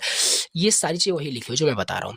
कितने type से, अब मैं जो बोला कि element को आप select करोगे पहले, तब उस पर CSS अप्लाई करोगे, कितने टाइप्स से हम एलिमेंट को सिलेक्ट कर सकते हैं ये यहाँ पे दिया हुआ है। पहला यूनिवर्सल सेलेक्टर होता है, दूसरा element selector, class selector, ID selector, attribute selector, descendant selector. मैं पहले ही बता दूं, आपके सिलेबस में खाली क्लास एंड ID दिया है, जाके आप देख सकते हो। फिर भी एडिशनली मैं कवर कर रहा हूँ, मे बी 7 मार्क्स में CSS सेलेक्टर ही पूरा पूछ ले, पता होना चाहिए, ठीक है, जनरली। तो समझते हैं, पूरा समझते हैं। पहला हमारे पास क्या है, यूनिवर्सल सिलेक्टर। यूनिवर्सल से नाम नहीं क्लियर हो रहा है, यूनिवर्सल सिलेक्टर मतलब आपने ऐसा कुछ सिलेक्ट कर लिया कि वो प्रॉपर्टीज भैया सभी पे अप्लाई होगी, यूनिवर्सली सभी पे अप्लाई होगी, ठीक। तो वही होता है, जैसे यूनिवर्सल सिलेक्टर को हम स्टार से दिखाते हैं, स्टार से, ठीक। इसका सिंटेक्स ये होता है, मैं सिलेक्टर का आपको सिंटेक्स बता दूं। यहाँ पे आप एलिमेंट्स मतलब बताओगे क्या आप सिलेक्ट कर रहे हो, क्या सिलेक्ट कर रहे हो, फिर आप यहाँ पे करली ब्रेसेस स्टार्ट करोगे और यहाँ से क्लोज करोगे, यहाँ पे सेमीकोलन, और यहाँ पे आप क्या लिखोगे, property and value, property and value का यहाँ पे पेयर लिखोगे, प्रॉपर्टी देन यहाँ पे कॉलन देन वैल्यू, क्या मतलब CSS प्रॉपर्टी अप्लाई कर रहे हो, ये सिंटेक्स बेसिक होता है, आना चाहिए। पहला यूनिवर्सल सिलेक्टर है, सेलेक्ट करता है सारे एलिमेंट्स को on the web page. Example की मैं बात करूं, यहाँ पे स्टार आपने कर दिया, अगर आपने स्टार कर दिया तो ये स्टार करके आपने बैकग्राउंड कलर क्या कर दिया, ब्लू। हर एक चीज का जो भी आपके पेज पे जो कुछ भी है, मतलब ऑल एलिमेंट्स की बात की जा रही है, सारे एलिमेंट्स का बैकग्राउंड कलर क्या हो जाएगा, ब्लू हो जाएगा। This is called universal selector how works, ठीक है। दूसरा हमारे पास होता है एलिमेंट सिलेक्टर, दूसरा हमारे पास होता है एलिमेंट सिलेक्टर। ये क्या होता है, एलिमेंट सिलेक्टर जो अभी हम कर रहे थे, जैसे मान लो हमारे पास एक वेब पेज है, वेब पेज में बहुत सारे एलिमेंट से मिलकर आपका एक वेब पेज बनता है, पैराग्राफ भी है, H1 भी है, एंकर टैग भी है, बहुत सारी चीजें होती है, राइट, डिव है, बहुत सारी चीजें होती है। अब मान लो हमें किसी पैराग्राफ को स्टाइलिंग देनी है, तो हम पैराग्राफ को ऐसे P टैग मतलब यूज करते हैं आपको पता है। तो पी टैग को मैं सिलेक्ट कर रहा हूँ और उसका फॉन्ट साइज में 16 पिक्सल कर रहा हूँ। इस तरीके से आपका एलिमेंट सिलेक्टर होता है। एलिमेंट को ही हम डायरेक्ट सिलेक्ट कर लेते हैं उसके टैग के नाम से। अब कोई H1 होता तो यहाँ पे मैं H1 को मान लेते हैं, मैं स्टाइलिंग देना है तो इस केस में पैराग्राफ है।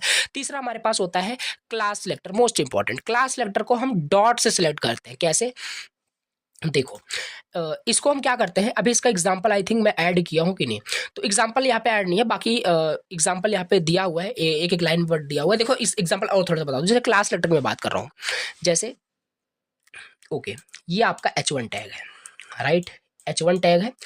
और एक सेकंड मैं बताता हूँ, थोड़ा सा एक्सप्लेन आपको कर देता हूँ क्लास और आईडी, क्योंकि ये काफ़ी इंपॉर्टेंट है।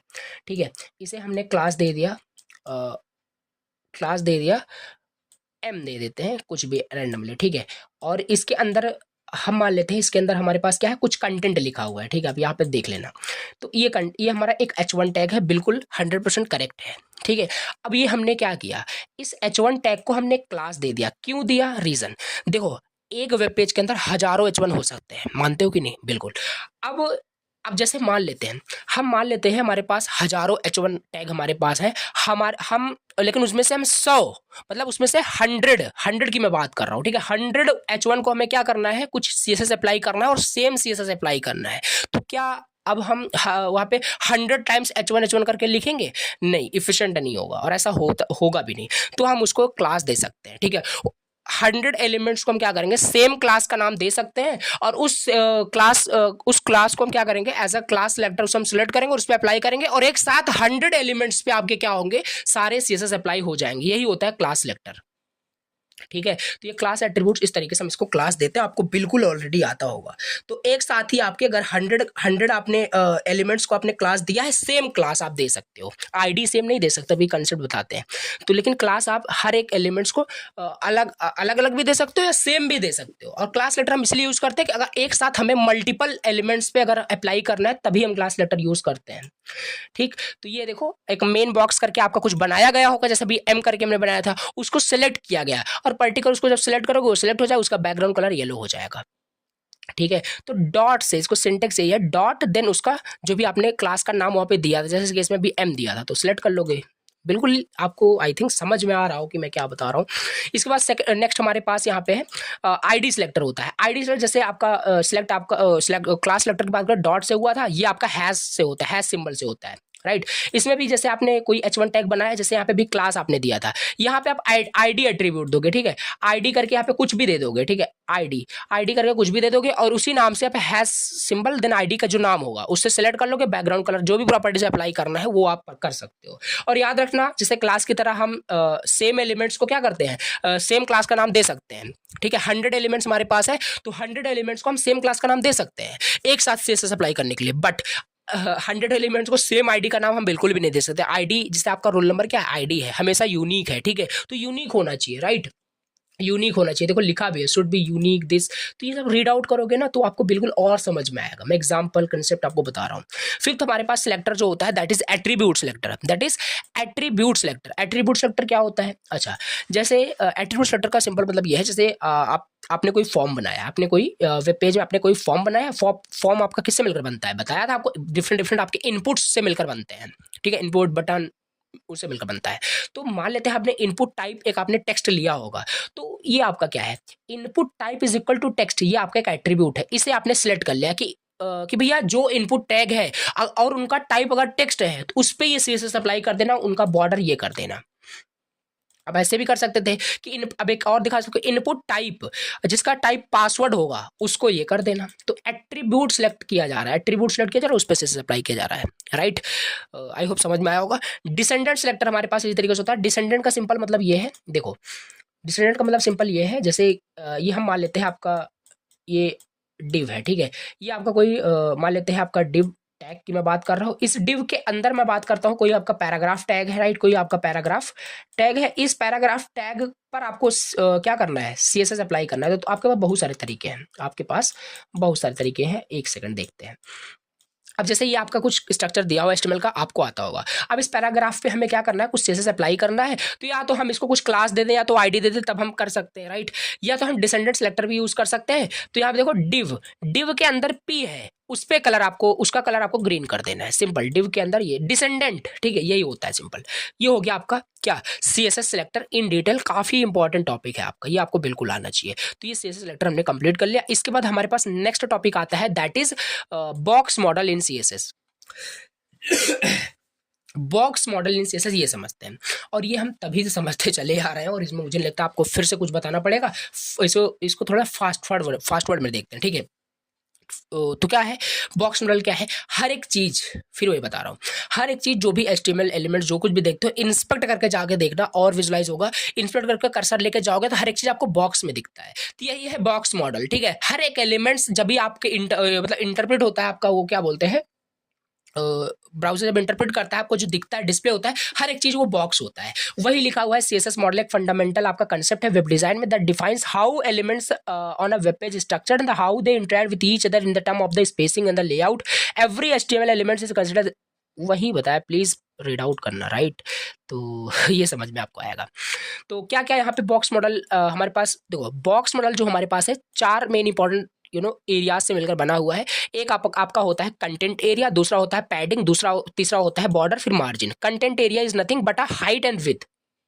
कोई भी एलिमेंट, कोई भी कंटेंट आप बनाओगे एचटीएमएल में, डिजाइन करोगे, तो ये चार चीज तो होगी ही होगी उसमें, राइट, उसमें होगी। तो जैसे बात करें कंटेंट एरिया, मतलब the actual content of the box, like text, image और अदर एलिमेंट्स की बात की। पैडिंग हमारे पास क्या है, ये भी हमने देखा, डिफरेंट मतलब क्या बॉक्स के अंदर क्या, बॉक्स एंड कंटेंट के बीच में क्या पैडिंग है, इसका भी डायग्राम के हेल्प से समझते हैं। बॉर्डर हमारे पास, फिर मार्जिन, एक बॉक्स और दूसरे बॉक्स के बीच में क्या डिस्टेंस होगा, स्पेस होगा, ये एग्जांपल से समझते हैं। ये देखो डायग्राम आपको क्लियर हो जाएगा।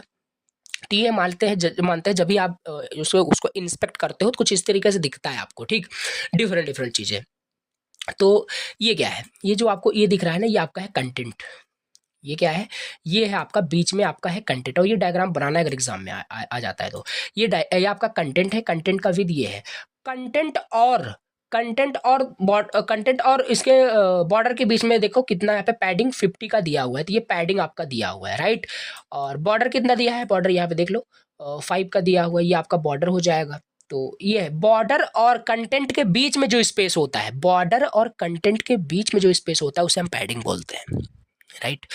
और अब फिर मार्जिन क्या होता है, मार्जिन, और ये कंटेंट क्या है, कंटेंट का क्या होता है, कंटेंट का कुछ हाइट कुछ विद होता होगा। ये आपका देखो हाइट है, ये विद है, सिंपल सी बात है। अब जैसे मानते हैं यहाँ पे आपका, एक सेकंड, जैसे हम मान लेते हैं यहाँ पे कुछ आपका कंटेंट लिखा हुआ है, जैसे ये आपका यहाँ पे कुछ कंटेंट लिखा हुआ है, एक सेकंड, ये आपका यहाँ पे कंटेंट कुछ लिखा हुआ है, और एक कंटेंट आपका यहाँ लिखा हुआ है, एक कंटेंट मान लेते हैं यहाँ लिखा हुआ है, चलो। तो यहाँ पे बहुत सारे आपके क्या होंगे, कंटेंट लिखे होंगे, इसे हम बोल लेते हैं बॉक्स 1 बोल लेते हैं, बॉक्स 1, या इसे डिव बोल लो, क्योंकि box is like container, div यही होता है आपका। डिव 1 ये हो गया, और ये आपका डिव 2 ये हो गया।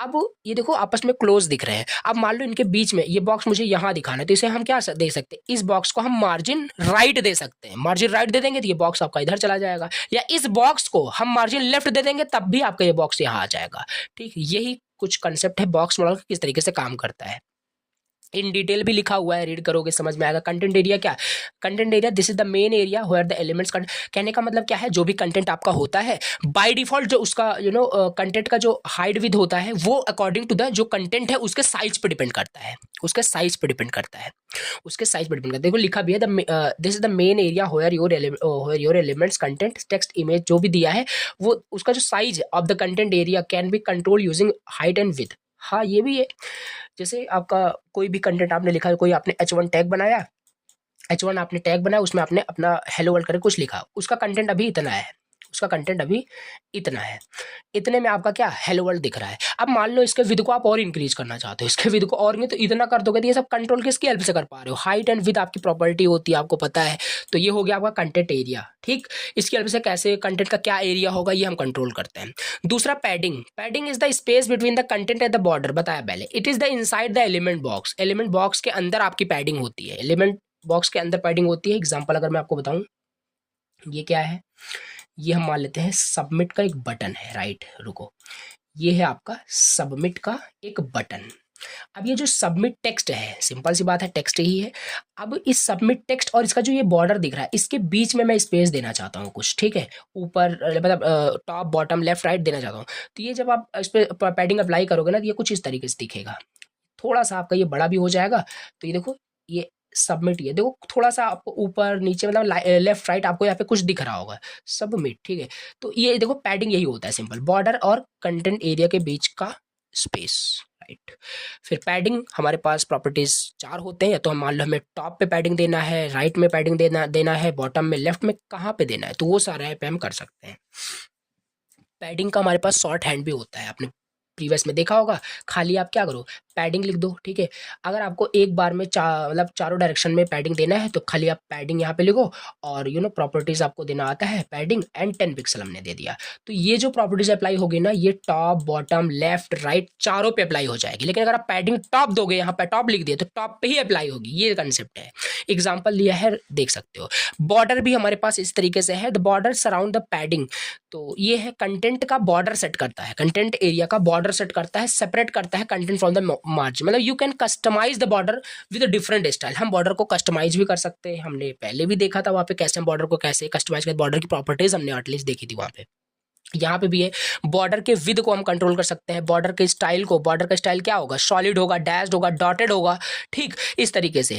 तो बॉर्डर का विद मतलब कितना, मतलब वो आपका थिकनेस उसका क्या होगा, बॉर्डर का कलर एटलीस्ट क्या होगा, ये सारे हम चीज कर सकते हैं। यहाँ पे देखो एग्जाम्पल भी दिया हुआ है। इसका भी शॉर्ट हैंड होता है, इसका भी शॉर्ट हैंड होता है। जैसे किसका होता है, जैसे उसका अपने उसका देखा आपने, पैडिंग का आपने देखा, इसका भी शॉर्ट हैंड होता है।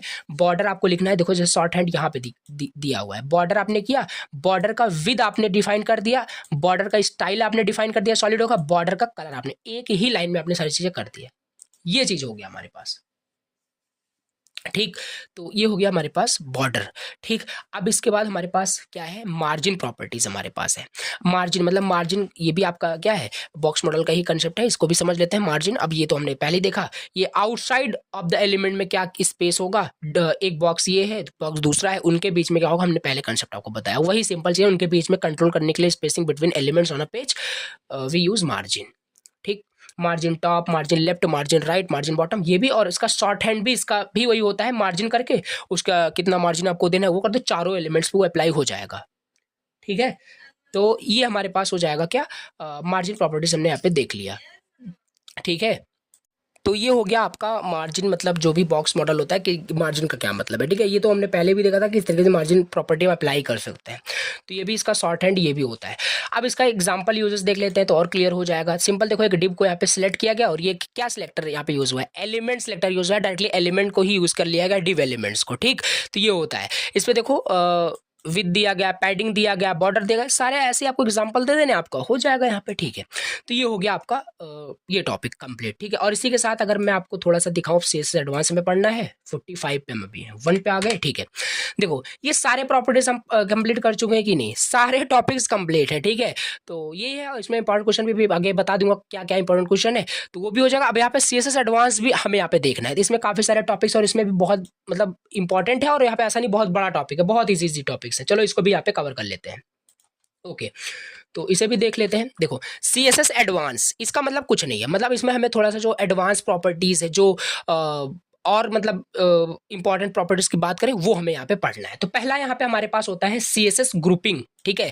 टॉप आपके सिलेबस में दिया है CSS ग्रुपिंग क्या होता है। CSS ग्रुपिंग क्या होता है, देखो एडवांस टॉपिक, एडवांस पढ़ने का सिंपल मतलब यही है कि इसमें अब ऐसा नहीं है कि आप देखो एक वेब पेज बनाते हो, वेबसाइट बनाते हो, तो उसमें एडवांस CSS भी यूज होता है, बहुत इंपॉर्टेंट जो प्रॉपर्टीज होते हैं CSS में वो यूज होता है। बेसिक CSS अप्लाई नहीं होता, मतलब कि जैसे कोई किसी एलिमेंट स्मार्ट तरीका कैसे CSS को अप्लाई कर सकते हो, वो सब यहाँ पे एडवांस में पढ़ना है। देखो है वही सारी चीजें यहाँ पे, देखो क्या लिखा हुआ है, CSS ग्रुपिंग एक टेक्निक है used to apply the same style to multiple elements at once. यही है CSS ग्रुपिंग। CSS ग्रुपिंग का मतलब ये है कि मल्टीपल एलिमेंट्स पे एक साथ CSS अप्लाई कर देना, उसे हम क्या बोलते हैं, CSS ग्रुपिंग उसे बोलते हैं। ऐसा नहीं उसे हम अलग अलग CSS अप्लाई कर रहे हैं तो वो CSS ग्रुपिंग नहीं होगा।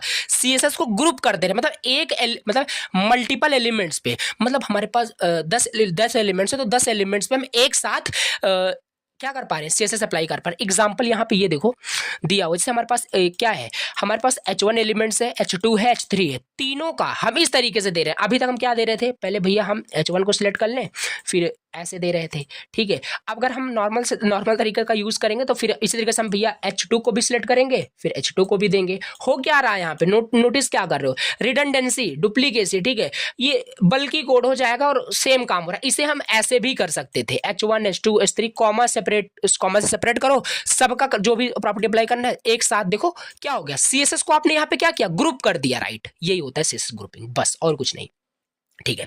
इस तरीके से लिखने के बजाय instead of writing the separate rules we can group, like previous example जो हमने भी जस्ट देखा, राइट। तो ये सब लिखोगे, कंटेंट आपके पास बहुत सारा रहेगा, ठीक है। तो ये हो गया CSS ग्रुपिंग, हमने देखा। बेनिफिट्स भी आपसे पूछा जाता है CSS ग्रुपिंग के, क्या क्या बेनिफिट्स होते हैं। बेनिफिट्स भी आपको समझ में आ रहे होंगे क्यों हम CSS ग्रुपिंग करते हैं। रिड्यूस होता है हमारा कोड रिडंडेंसी, डुप्लीकेशन यहाँ पे दूर होता है। सिंप्लीफाई होता है, मेंटेनेंस मतलब मेंटेन करना काफी ईजी हो जाता है। रीडेबिलिटी काफी ज्यादा बढ़ जाती है, राइट।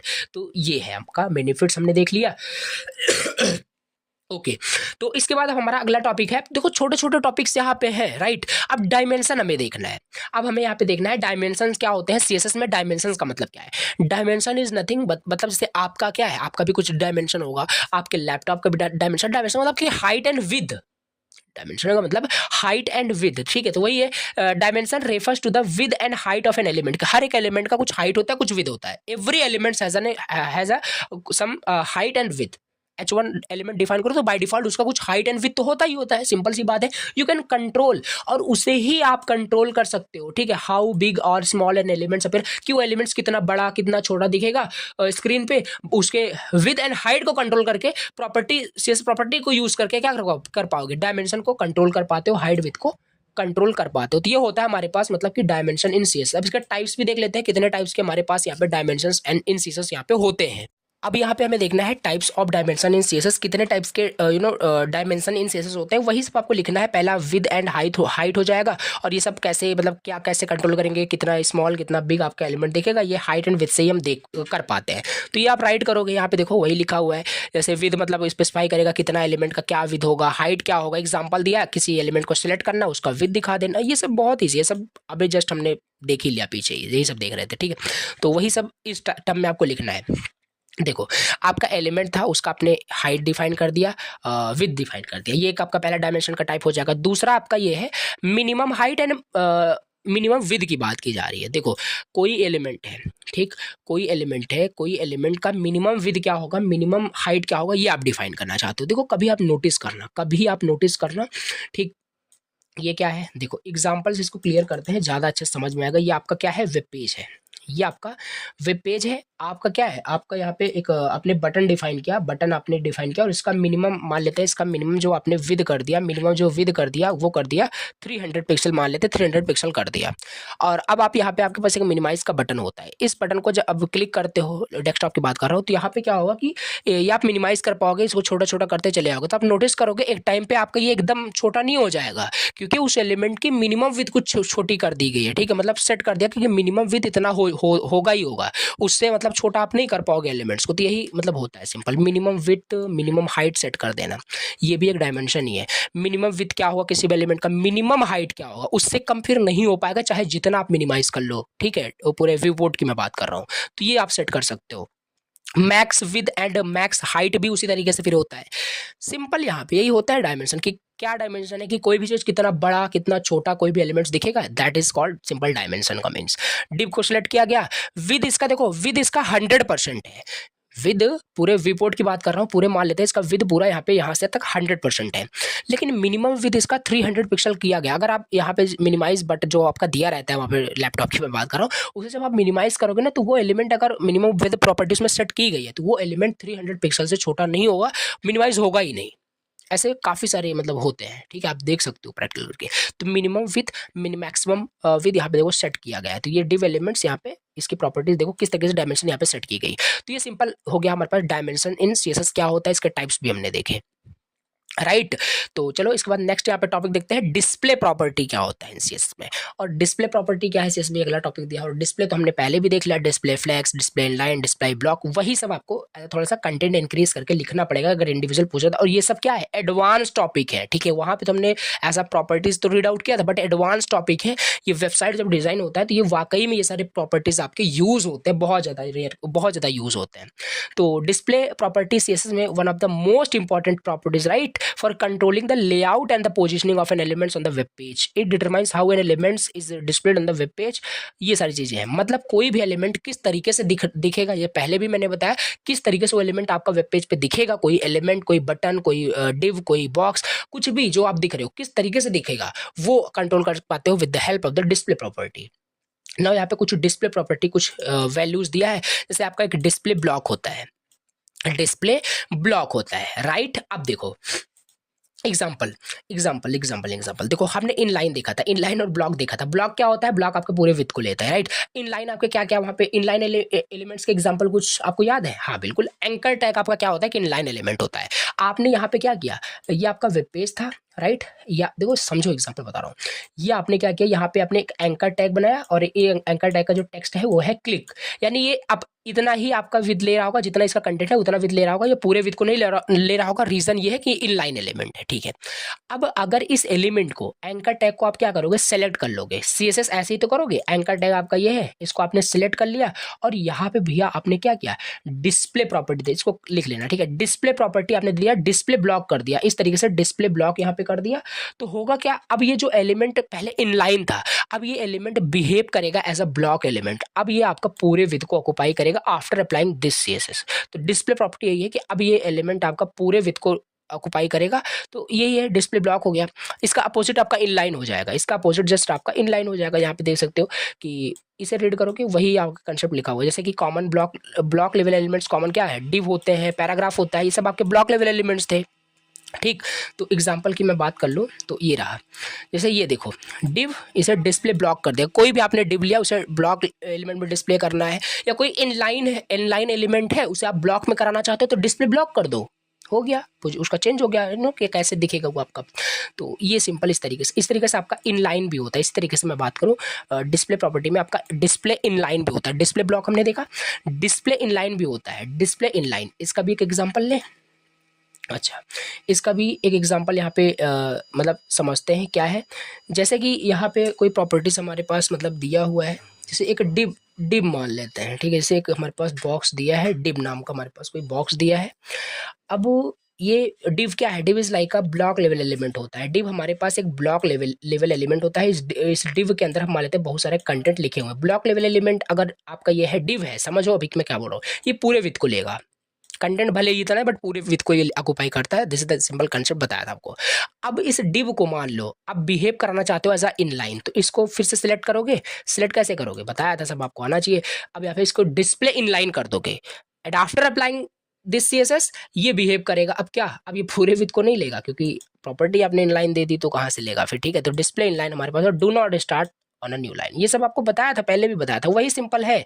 यहाँ देखो स्पैन आपने लिया है, डिस्प्ले इनलाइन कर दिया, कलर रेड कर दिया, ये होता है। और अब एक चीज़ और यहाँ पे इंपॉर्टेंट, और आपको मैं पहले भी बताया था, वही सेम चीज़ फिर से आ गई कि इनलाइन एलिमेंट जो होता है उस पर हम क्या कर पाते हैं, उस पर हम कोई भी हाइट विद अप्लाई नहीं कर पाते। सीएसएस प्रॉपर्टी वहाँ पे मार्जिन पैडिंग अप्लाई नहीं कर पाते ऑन इनलाइन एलिमेंट, राइट। लेकिन इनलाइन एलिमेंट पर अगर हम चाहते हैं कि इनलाइन एलिमेंट तो रहे हो, ठीक है, लेकिन उस पर जो प्रॉपर्टी हम अप्लाई करना चाहते हैं वो हम अप्लाई करना चाहते हैं, तो उसे हम डिस्प्ले इनलाइन ब्लॉक देते हैं। नहीं समझ में आया, रुको बताता हूँ। देखो ये है आपका वेब पेज, ये है आपका वेब पेज, राइट, ये है आपका वेब पेज, और ये है आपका क्या, क्लिक हेयर। एग्जाम्पल समझते हैं। ये एंकर टैग क्या है, एंकर टैग आपका एक इनलाइन एलिमेंट होता है, यानी ये उतना ही विद लेगा जितना इसका कंटेंट होगा, तो ये इतना विद लेगा, ठीक है, यानी इनलाइन एलिमेंट है। अब इनलाइन एलिमेंट है तो अगर इस पर आप कुछ हाइट और विथ अप्लाई करोगे ना तो अप्लाई नहीं होगा, क्योंकि प्रॉपर्टी यही कहती है कि इनलाइन एलिमेंट्स की कोई भी इनलाइन एलिमेंट पर कोई भी हाइट विथ मार्जिन पैडिंग कुछ भी अप्लाई नहीं होगा, because they are inline elements. But मैं चाहता हूँ कि हाँ इस एंकर टैग पे भी मैं कुछ ना कुछ अपना सीएसएस प्रॉपर्टी अप्लाई कर पाऊँ, तो क्या करोगे, इसको सेलेक्ट कर लोगे एंकर टैग को और डिस्प्ले ब्लॉक कर दोगे। डिस्प्ले इनलाइन ब्लॉक करोगे, क्या करोगे, डिस्प्ले और कॉलन करके इनलाइन ब्लॉक कर दोगे। अब ये जो एलिमेंट है, अब ऐसा नहीं है ये आपका पूरे विड्थ को लेगा, नहीं, डिस्प्ले करेगा इनलाइन की तरह बट बिहेव करेगा, मतलब प्रॉपर्टी जो है वो अब ब्लॉक लेवल एलिमेंट की तरह यहाँ पे अप्लाई कर सकते हो, इस पे आप प्रॉपर्टी अप्लाई कर सकते हो। कंसेप्ट समझ में आया कि नहीं? यही सिंपल है। बटन यहाँ पे सिलेक्ट किया गया और सिंपल सी बात है, इनलाइन ब्लॉक कर दिया गया। अब ये इनलाइन रहेगा, बटन को आपने इनलाइन ब्लॉक कर दिया, बटन आपने इनलाइन ब्लॉक कर दिया, मान अब ये क्या क्या करेगा, सिंपल, ये आपके पूरे विड्थ को नहीं लेगा, आप डिस्प्ले होगा इनलाइन की तरह बट प्रॉपर्टी अब ब्लॉक लेवल एलिमेंट वाली लगेगी, यानी जो ब्लॉक लेवल पे प्रॉपर्टी अप्लाई कर सकते थे वो इनलाइन पे भी होगा। और हमने पढ़ा था इनलाइन पे प्रॉपर्टी अप्लाई नहीं होता, बट यहाँ पे हो पा रहा है with the help of the display inline block, इस प्रॉपर्टी की हेल्प से। ये है कि कैसे काम कर रहा है। फिर अदर हमारे पास डिस्प्ले प्रॉपर्टी आता है, दैट इज डिस्प्ले नन। ये है आपका वेब पेज, ठीक, ये है आपका कोई कंटेंट, यहाँ पे कोई बॉक्स कोई बटन दिख रहा है, इसको आप सिलेक्ट करके डिस्प्ले नन कर दोगे, ये बॉक्स ही गायब हो जाएगा, दिखेगा ही नहीं, नाम से क्लियर हो रहा है डिस्प्ले नन, तो ठीक है, तो ये सिंपल है, ठीक, तो नन हो जाएगा डिस्प्ले। तो ये देखो सिंपल सिलेक्ट किया गया डिस्प्ले नन। तो ये सब कंसेप्ट आपके पास ये नोट्स रहेगा, रीड आउट करोगे तो आप बेटर तरीके से और अच्छे समझ में आएगा, बाकी कंसेप्ट मैं आपको बताता चल रहा हूँ। ओके, अब हमारे पास और भी हमने देखा था वहाँ पे डिस्प्ले फ्लेक्स देखा था, जब हम फ्लेक्स प्रॉपर्टी हम पढ़ रहे थे, तो डिस्प्ले फ्लेक्स भी हम कर सकते हैं। Flex value allows you to use flex box layout model. मतलब देखो, हमने बताया था आपको पहले कि CSS में अगर हम फ्लेक्स बॉक्स यूज़ करते हैं, मतलब कि हम अपनी वेबसाइट को रिस्पॉन्सिव बनाना चाहते हैं, डिफरेंट कि व्यू पोर्ट के हिसाब से बिहेव करे हमारा जो वेबसाइट होता है। तो किसी भी एलिमेंट को मैं बात करूं सिंपल, अपने जो लेआउट है उसको फ्लेक्सिबल बनाने के लिए उसको हम डिस्प्ले फ्लेक्स प्रॉपर्टी यूज़ करते हैं। तो हमारे पास क्या होगा, एक कंटेनर हम मान लेते हैं, हमारे पास कंटेनर है, इस कंटेनर के अंदर हमारा सारा कंटेंट लिखा हुआ है। इस कंटेनर को हम क्या कर देंगे, इस कंटेनर को सिलेक्ट करके इसको हम डिस्प्ले फ्लेक्स कर देंगे। डिस्प्ले फ्लेक्स करने का मतलब है अब भैया इस कंटेनर पे आप बहुत सारे प्रॉपर्टीज अप्लाई कर सकते हो जो रिस्पॉन्सिव बनाने के लिए यूज़ होता है। Justify content, align item, flex direction, ये सब आप अप्लाई कर सकते हो। और फ्लेक्स बॉक्स प्रॉपर्टी में भी प्रीवियस मैंने बताया था कि वहाँ पे कैसे क्या होता है, ठीक है। तो ये है फ्लेक्स प्रॉपर्टीज अप्लाई होती है, इस पे हम क्या कर सकते हैं, फ्लेक्स बॉक्स लेआउट मॉडल होता है which is a powerful tool for designing responsive and flexible layout. वही लिखा है जो मैं बताया आपको जस्ट, ओके राइट। तो ये है आपका सिंपल फ्लेक्स का हमने देख लिया, ठीक। तो डिस्प्ले प्रॉपर्टी हमने 5 इनफ है, ये हमने देख लिया। बहुत सारे आपके हो सकते हैं बट यहाँ पे मोस्ट जो कॉमन यूज होते हैं, इंपॉर्टेंट जो यूज होते हैं वो हमने यहाँ पे देख लिया। काफी इंपॉर्टेंट आपको ये टॉपिक है डिस्प्ले प्रॉपर्टी। इसके बाद अगला हमारे पास टॉपिक आता है पोजीशनिंग इन CSS। पोजीशनिंग इन CSS, और इसको चलो देख लेते हैं। पोजीशन प्रॉपर्टी क्या होता है, कुल मिला कहने का मतलब है CSS के अंदर एक पोजीशन नाम की भी कुछ प्रॉपर्टी होती है, उसे आपको बताना है, उसे चलो बताते हैं। अब पोजीशन का मतलब सिंपल यही है कि इसको कंसेप्ट पहले आपको समझाता हूँ। ये आपका वेब पेज है, ये आपका वेब पेज है, ये आपका कोई डिव है, कोई मतलब बॉक्स है, मान लेते हैं कोई कंटेंट है। अब इस बॉक्स को मैं यहाँ ना दिखा करके यहाँ दिखाना चाहता हूँ, राइट। अब यहाँ ना दिखा करके मैं यहाँ दिखाना चाहता हूँ, तो इनके पोजीशन को कंट्रोल कर रहे हो with the help of the position property. यही अब हमें पढ़ना है। Position property in the sense determine how an elements is position with in its parent. You वही सारी चीज़ लिखे किस तरीके से वो आपका एलिमेंट्स कहाँ दिखेगा कहाँ नहीं दिखेगा, ये सारी चीज़ मूव करने के लिए, एलिमेंट्स को प्लेस करने के लिए एक जगह से दूसरे का, वो हम पोजीशनिंग प्रॉपर्टी यूज़ करते हैं। तो पोजीशन प्रॉपर्टी हमारे पास डिफरेंट होता है। पहला पोजीशन प्रॉपर्टी हमारे पास होता है स्टैटिक होता है, एब्सोल्यूट होता है और रिलेटिव होता है, राइट। फिक्स्ड होता है, स्टिकी होता है। तो ये सब हमें यहाँ पे देखना है। तो पहला हमारे पास है स्टैटिक, और ध्यान देना हर एक एलिमेंट की जो बाय डिफॉल्ट पोजीशन प्रॉपर्टी होती है ना, वो स्टैटिक होती है। वो क्या होती है, स्टैटिक होती है, बाय डिफॉल्ट प्रॉपर्टी होती है। This is the default value for the most of the elements and elements with the position static is position according to the normal flow. Simple normal flow में जैसे आप कुछ भी right करते हो तो नॉर्मल फ्लो इस मतलब लेफ्ट से लिखते हो ना, तो यही कारण है। यहाँ पे थोड़ा सा पता चल रहा होगा कि कोई भी एलिमेंट अगर हम क्रिएट करते हैं तो वो लेफ्ट साइड से क्यों क्रिएट होता है, क्योंकि वो नॉर्मल फ्लो में कि आपका एलिमेंट होता है बाय डिफॉल्ट प्रॉपर्टी उसकी स्टैटिक होती है, डिफॉल्ट होती है, इस वजह से यहाँ पे सबसे ऊपर लेफ्ट में आता है। तो ये है बाय डिफॉल्ट स्टैटिक प्रॉपर्टी होती है। और ये हो गया हमारे पास। तो ये देखो डिफॉल्ट पोजीशनिंग ये हमारे पास होता है। और यहाँ पे और इसका थोड़ा सा समझ लेते हैं इंपॉर्टेंट चीज। और इस पे ये नहीं है कि जैसे हमने क्या किया, यहाँ देखो पोजीशन स्टैटिक, इसको सेलेक्ट करके ये करने से कोई मतलब ही नहीं है। क्यों? क्योंकि डिफॉल्ट ऑटोमेटिकली ये समझ लो वहाँ पे लिखा होता है, आपको दिखेगा नहीं बट बाय डिफॉल्ट ये ऐसा होता है, इसको करने से कोई मतलब नहीं होता है, हम पोजीशन प्रॉपर्टी तभी यूज़ करते हैं जब हम चाहते हैं कि भैया हमारा एक एलिमेंट एक जगह से दूसरी जगह इस तरीके से मूव हो जाए, ऐसा दिखना चाहिए, तब हम पोजीशन प्रॉपर्टी यूज़ करते हैं। इससे तो हम कर ही नहीं सकते। इसमें देखो हम कोई भी top right bottom left property use ही नहीं कर सकते। मतलब ये आपका वेब पेज था और ये एलिमेंट आपका ये है, ये एलिमेंट यहाँ पे, और इसकी प्रॉपर्टीज अप्लाई की गई है एज अ डिफॉल्ट प्रॉपर्टी, यानी स्टैटिक प्रॉपर्टी अप्लाई की गई है, स्टैटिक पोजीशन प्रॉपर्टी है। इस पे अगर आप यहाँ पे लेफ्ट से आप इसे कितना दोगे, मान लो इसको सिलेक्ट करके आप लेफ्ट 100 पिक्सल करते हो, तो ऐसा नहीं होगा लेफ्ट से 100 पिक्सल खिसक जाएगा, ऐसा नहीं होगा। इस पे ये सारे प्रॉपर्टीज अप्लाई होगी ही नहीं। ये है सिंपल, ठीक। तो इसमें हम यूज़ भी नहीं करते हो, ये बाय डिफॉल्ट आता ही है। हम यूज़ करते हैं रिलेटिव, एब्सोल्यूट, ये सारी चीज़ें। रिलेटिव क्या होता है, when an element is positioned relatively it still placed the normal flow, ये सारी चीज़ें दी, but you can move it from the original position, इसे हम मूव कर सकते हैं। अच्छा, इसका कहने का मतलब है ये आपका, जैसे आपका वेब पेज था, ये आपका वेब पेज था और ये आपका क्या है, नॉर्मल फ्लो में ही आपका ये एलिमेंट क्रिएट होता है, बट अब इसे आप क्या कर पाओगे, अब इसे आप टॉप बॉटम लेफ्ट राइट ये सारे इसके प्रॉपर्टीज अप्लाई कर सकते हो। ये आपका एलिमेंट था, अब इस एलिमेंट को हम सिलेक्ट करके इसे हम क्या करेंगे, लेफ्ट से 100 पिक्सल दे देंगे। लेफ्ट से अगर हम इसे 100 पिक्सल यहाँ पे दे दें, अभी देखो इसे यहाँ पे लेफ्ट से दिया हुआ है 100 पिक्सल, लेफ्ट से अगर हम दे देते हैं तो एलिमेंट ये 100 पिक्सल आपका क्या होगा, खिसक जाएगा, ये एलिमेंट्स आपका यहाँ कहीं आ जाएगा। तो ये देखो कैसे हम एलिमेंट को कंट्रोल कर रहे हैं कि कहाँ से कहाँ जाना चाहिए, कैसे मूव, कैसे प्लेस, ये सब प्रॉपर्टी की हेल्प से, इसी पोजीशन प्रॉपर्टी की हेल्प से ही कर पाते हैं, राइट। तो ये है आपका, देखो अब यहाँ पे टॉप बॉटम सब कुछ अप्लाई कर पाओगे, ये लिखा भी है यहाँ पे। इसी तरीके से आपका एब्सोल्यूट भी होता है, इसी तरीके से आपका एब्सोल्यूट भी होता है। कंफ्यूज नहीं होना, दोनों में रिलेटिव एब्सोल्यूट का सेम ही मानना है, दोनों उसी तरीके से काम करता है, बट एब्सोल्यूट थोड़ा सा एज अ पैरेंट की तरह काम करता है। जो आपका एलिमेंट होता है with a position absolute is removed from the normal document flow, meaning it does not affect the layout for the other element, it position relative the nearest position ancestor. मतलब जैसे आपका जो रूट एलिमेंट जो होता है HTML होता है, ठीक है, तो ये जो ये बाय डिफॉल्ट क्या करता है, ये अपने रूट एलिमेंट के अलोंग क्या करता है, अपने आप को नियरेस्ट पोजीशन एंसेस्टर की बात की जा रही है, उसके अलोंग क्या करता है, ये अपने आप को पोजीशन करता है, राइट। तो ये है, बस इतना, इसमें कंफ्यूज मत होना। जैसे ही आपका ये वेब पेज था, नहीं कंफ्यूज होना स्टार्ट कर दो। ये रिलेटिव होता है, तो यहाँ पे आप इस पर कोई भी प्रॉपर्टी क्या कर पाओगे, अप्लाई कर पाओगे। स्टैटिक होगा तो नहीं कर पाओगे, बाय डिफॉल्ट स्टैटिक होता है। इसी को अगर आप रिलेटिव भी, सॉरी, इसी को अगर रिलेटिव करो या एब्सोल्यूट कर दो, तब भी आप अप्लाई कर पाओगे, क्या कर पाओगे, टॉप बॉटम लेफ्ट राइट ये सारी प्रॉपर्टीज अप्लाई करके इसको कंट्रोल कर सकते हो, इसको कंट्रोल कर सकते हो। ये है हमारे पास पोजीशन एब्सोल्यूट का मतलब, ठीक। तो बस यही इसका कंसेप्ट है।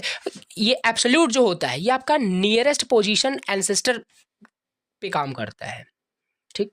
तो ये है नेस्टिंग, यहाँ पे आपको आनी चाहिए कि कोई भी एलिमेंट अगर डिव के अंदर कोई दूसरा डिव है, फिर उसके अंदर कोई डिव है, तो उसके इनर वाले डिव को आपने पोजीशन किया, तो वो उसके अपर मतलब पेरेंट के हिसाब से वो क्या करेगा, अपने आप को सिलेक्ट करेगा। इसको अगर बिल्कुल बता दूं आपको, क्यों कंफ्यूज बिल्कुल नहीं होना, ठीक।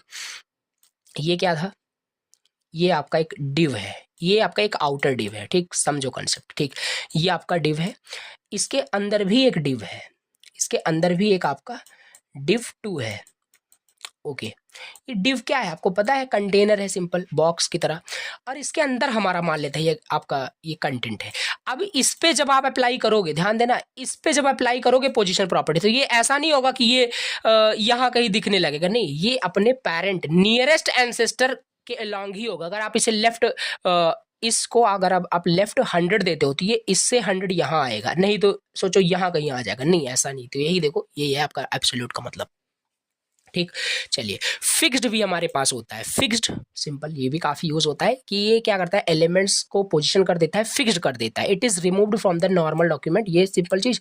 देखो फिक्स्ड का मतलब, इसको मैं बताऊं, इसमें you can use top bottom left control its position and it will remain fixed at is placed you scroll. हाँ, ये नेविगेशन बार की तरह है। देखो अगर जैसे आपका ये वेब पेज है, आपका क्या है, ये वेब पेज है, आपका ये वेब पेज है, और ये टॉप पे आपका क्या है, ये आपका कुछ नेविगेशन बार है, यहाँ पे आपका कुछ सर्च बॉक्स दिखता है, ठीक है, सर्च बॉक्स दिखता है, और यहाँ पे डिफरेंट आपके मेन्यू दिखते हैं, ठीक है। तो ये है आपका, और यहाँ से आपका स्क्रॉल बार दिखता है। तो जब आप स्क्रॉल करोगे ना, इस नेविगेशन भी आपका एक सिंपल एलिमेंट ही है, सिंपल डिफरेंट वहाँ पे टैग से मिलकर आपका एक नेविगेशन बार बनता है। तो उसको जब आप क्या करोगे, फिक्स्ड पोजीशन दे दोगे ना, जब आप स्क्रॉल भी करोगे तो आपका ये बार यहीं पे फिक्स रहेगा। देखा होगा आपने कहीं पे, यहाँ पे व्हाट्सएप का बटन आता है चैटिंग का, ये भी आपका इसे पोजीशन फिक्स दिया जाता है, ठीक। तो ये फिक्स रहता है एक जगह, आप चाहे जितना स्क्रॉल कर लीजिए। तो यही है कि कैसे फिक्स्ड आपका काम कर रहा है। पोजीशन, इसे पोजीशन फिक्स कर दोगे तो टॉप से 0, राइट से 0, सबसे 0 होगा तो वो फिक्स ही होगा। इस पर भी आप टॉप, बॉटम, लेफ्ट, राइट ये प्रॉपर्टीज भी अप्लाई चाहो तो कर सकते हो कि वो कहाँ दिखना चाहिए, एटलीस्ट कहाँ, बस फिक्स हो जाता है, बस इतना आपको मान के चलना है। नेक्स्ट यहाँ पे हम देख लेते हैं क्या हमारे पास है, स्टिकी देख लेते हैं। पोजीशन के सॉरी इसके फिक्स्ड के जैसे ही होता है स्टिकी, बट थोड़ा सा लिटिल बिट डिफरेंस होता है। इसको भी देख लेते हैं, स्टिकी का मतलब क्या होता है। ये आपका क्या था, वेब पेज था, और ये हमने देखा था ये आपका क्या है, नेविगेशन बार है। ठीक है, ये आपका सर्च बटन है, डिफरेंट डिफरेंट यहाँ पे मेनू होंगे। ठीक, ओके। जब आप स्क्रॉल करोगे, अगर आपने इस नेविगेशन बार को फिक्स्ड प्रॉपर्टी दी है तो आप जब स्क्रॉल करोगे ना तो ये आपको दिखेगा, ये आपको नेविगेशन बार दिखेगा, यानी कि ये फिक्स्ड है, दिख रहा है आपको। ठीक, लेकिन जब आप इसे पोजीशन स्टिकी दे दोगे तो जैसे स्क्रॉल करोगे तो ये आपका ये भी उस स्क्रॉल हो जाएगा। तो बस ये थोड़ा सा लिटिल बिट डिफरेंस है। ठीक है, तो ऐसे इसे समझ सकते हैं। इसको थ्योरी में आपको पढ़ूंगा तो समझ में नहीं आएगा। तो यही होता है सिंपल स्टिकी का मतलब। ठीक, तो इसे रीड करना, समझ में आगे से देखो डिव को सिलेक्ट किया गया, और इसे आप रियल लाइफ में भी देखते होंगे, काफी वेबसाइट पे जाते हो तो स्क्रॉल करते हो तो उसके साथ नेविगेशन जो ऊपर जो होम बार दिखता है, मतलब ऊपर टॉप बार जो दिखता है वो भी स्क्रॉल हो जाता है। दैट मीन्स कि उसे पोजीशन स्टिकी दिया गया है। राइट, तो ये सिंपल हमारे पास हो गया स्टिकी, हमने देख लिया। और इस तरीके से आपका ये पोजीशनिंग हमारे पास हो गई कि किस तरीके से हम पोजीशन प्रॉपर्टी यूज करते हैं सीएसएस के अंदर, and also this is the advance topic of the CSS. अब हमारे पास आता है next topic, that is floating in CSS. Floating in CSS यहाँ पे देख लेते हैं, और एक बार यहाँ पे मैं सिलेबस फिर से देखूंगा। ठीक है, तो अभी हमने पोजीशन यहाँ पे जस्ट फिनिश किया, अब हमारे पास फ्लोटिंग, फिर अलाइन, ये सब यहाँ पे जल्दी से चलो खत्म करते हैं। ओके, ठीक, ये हो गया फ्लोटिंग इन सीएसएस। फ्लोटिंग का मतलब क्या होता है, फ्लोटिंग कुछ नहीं, सिंपल ये भी हम क्या कर पाते हैं, इससे भी हम अपने एलिमेंट्स को कंट्रोल कर पाते हैं, उसके पोजीशन, इसे आप पोजीशन की प्रॉपर्टी ही आप बोल सकते हो, बट अलग से दिया था तो अलग से हम समझ रहे हैं। मतलब हमारा एलिमेंट्स लेफ्ट कितना, मतलब उसे आप कहाँ दिखाना चाहते हो, ये वही सेम चीज़ है कि float property in CSS use होता है प्लेस करने के लिए एलिमेंट्स को टू द लेफ्ट और राइट और of its container, allowing other content to flow around it. It is often use to things like wrapping text, ये सारी चीज़ दी गई है। देखो ये सिंपल, जैसे इसका भी एग्जांपल अगर लें, ये क्या है आपका वेब पेज है, ये आपका वेब पेज है, इसके अंदर आपका क्या है, एक डिव कंटेनर है। ठीक, ये डिव कंटेनर है, और इसके अंदर हमारे पास एक बटन हमारे पास दिया हुआ है। ये बटन हम मान लेते हैं, ये हमारा बटन मान लेते हैं। तो हम इसको, इस बटन को सेलेक्ट करके इसको फ्लोट राइट कर देंगे। इसको सेलेक्ट करके हम क्या करेंगे, इसको सेलेक्ट करके हम क्या करेंगे, फ्लोट कॉलन राइट कर देंगे। जैसे ही यहाँ पे हम इसका राइट किए, जैसे ही हम फ्लोट राइट करेंगे बटन को तो ये राइट साइड आ जाएगा, यहाँ पे भी ये आ जाएगा।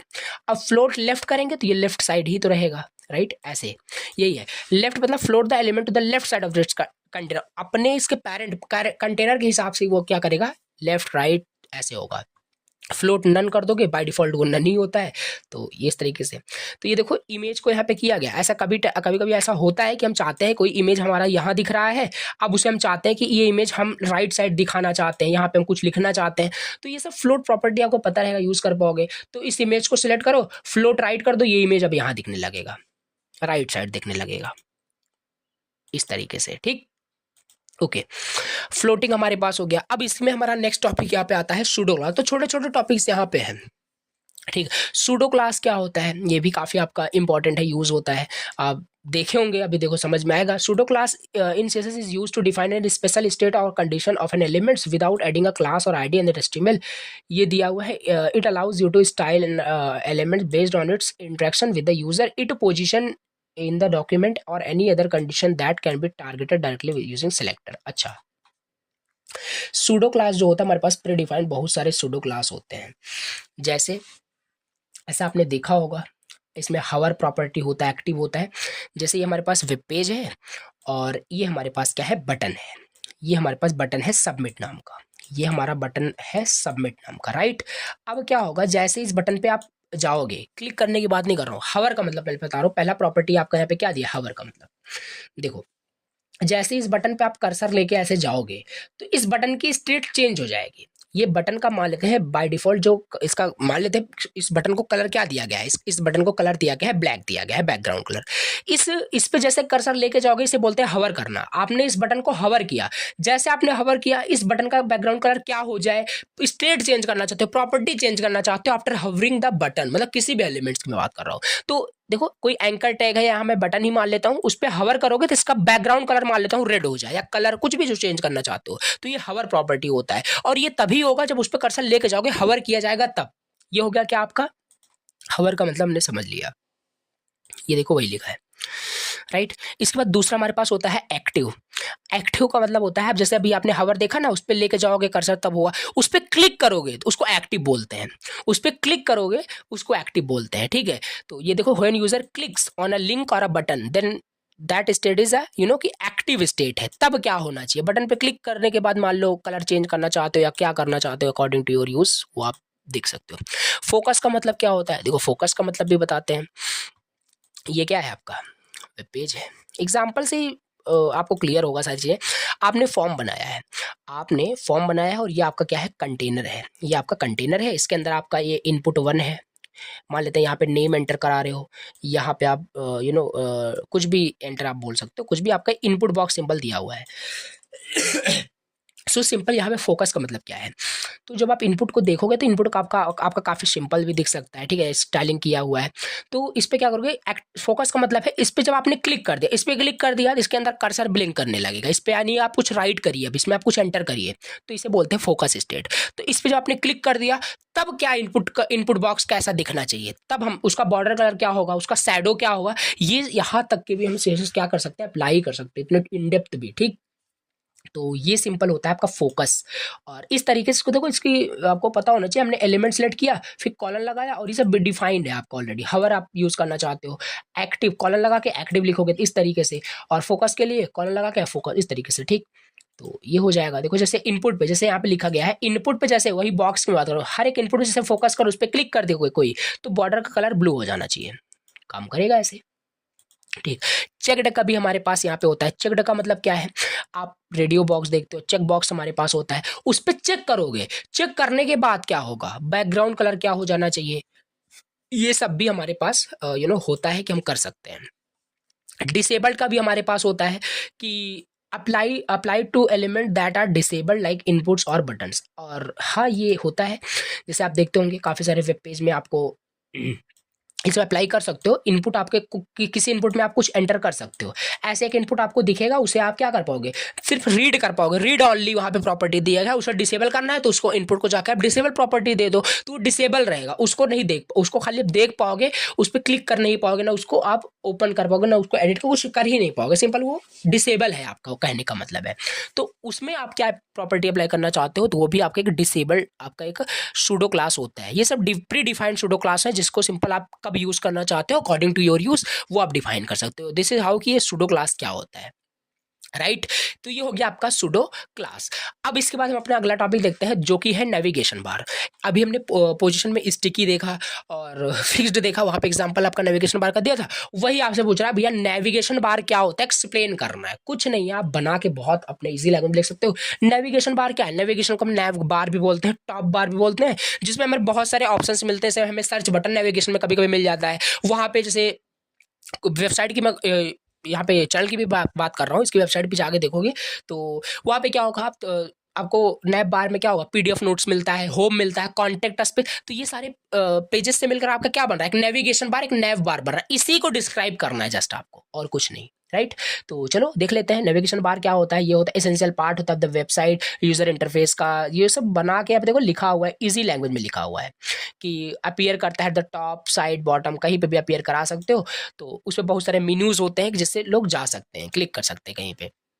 क्या क्या कंपोनेंट्स यूज होते हैं नेविगेशन बार में, बिल्कुल बहुत सारे लिंक्स यूज होते हैं। जैसे वहाँ पे बहुत सारे लिंक्स होता है, कॉन्टेक्ट अस का पेज होता है उस नेविगेशन बार, उस पर क्लिक करोगे तो चले जाओगे कहीं ना कहीं, ठीक है। तो वो लिंक की हेल्प से, एंकर टाइप की हेल्प से ही हो पाता है। सिंपल समझ में आ रहा होगा, होम, सर्विसेज, ब्लॉग, कॉन्टेक्ट, ये लिखा हुआ है। लोगो होता है नेविगेशन बार में, आपके लोगो होता है, यानी किस वेबसाइट पे विजिट किए, जैसे यहाँ पे चैनल की मैं बात कर रहा हूँ तो आपने देखा होगा, ठीक। तो ये लिंक, लोगो होता है, मेनू आइटम्स बहुत सारे होते हैं। तो ये सारे कंपोनेंट का यूज करके ही आपका एक नेविगेशन बार बनता है, राइट। मेनू आइटम्स उसमें बहुत सारे होते हैं, सर्च बार उसमें होते हैं। अब ऐसा नहीं कि उसमें होना ही चाहिए, बट ये यही यही एक प्रॉपर आपका क्या है, जो फॉर्मेट लिखा हुआ है प्रॉपर नेविगेशन, इसे ही हम बोलते हैं, ठीक।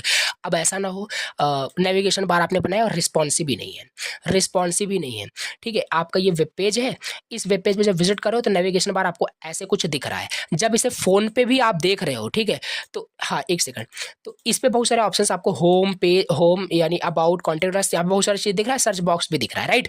जब इसे क्या करते हो, मोबाइल में विजिट करते हो, जब इसे मोबाइल में आप ओपन करोगे तो यही नेविगेशन बार आपका एक जानते हो एक हैमबर्गर मेन्यू होता है। हैमबर्गर मेन्यू समझ में आ रहा होगा आपको कि ऐसे 3 डॉट आपका एक होता है, इस तरीके से बन जाता है मोबाइल में। इस पे क्लिक करोगे देन एक्सपेंड होता है, इसे हम रिस्पॉन्सिव डिजाइन नैप बार बोलते हैं, राइट। काफी बड़े बड़े अंदर टॉपिक्स है, तो बस हम एग्जाम पॉइंट ऑफ व्यू से समझ रहे हैं। तो ये नेविगेशन बार आपके component of a navigation bar यही सारे आपके होते हैं। 5 से यहाँ पे लिखा है, आगे बहुत सारे लिख सकते हो और भी ऐड ऑन कर सकते हो, but main components nav bar के यही होते हैं।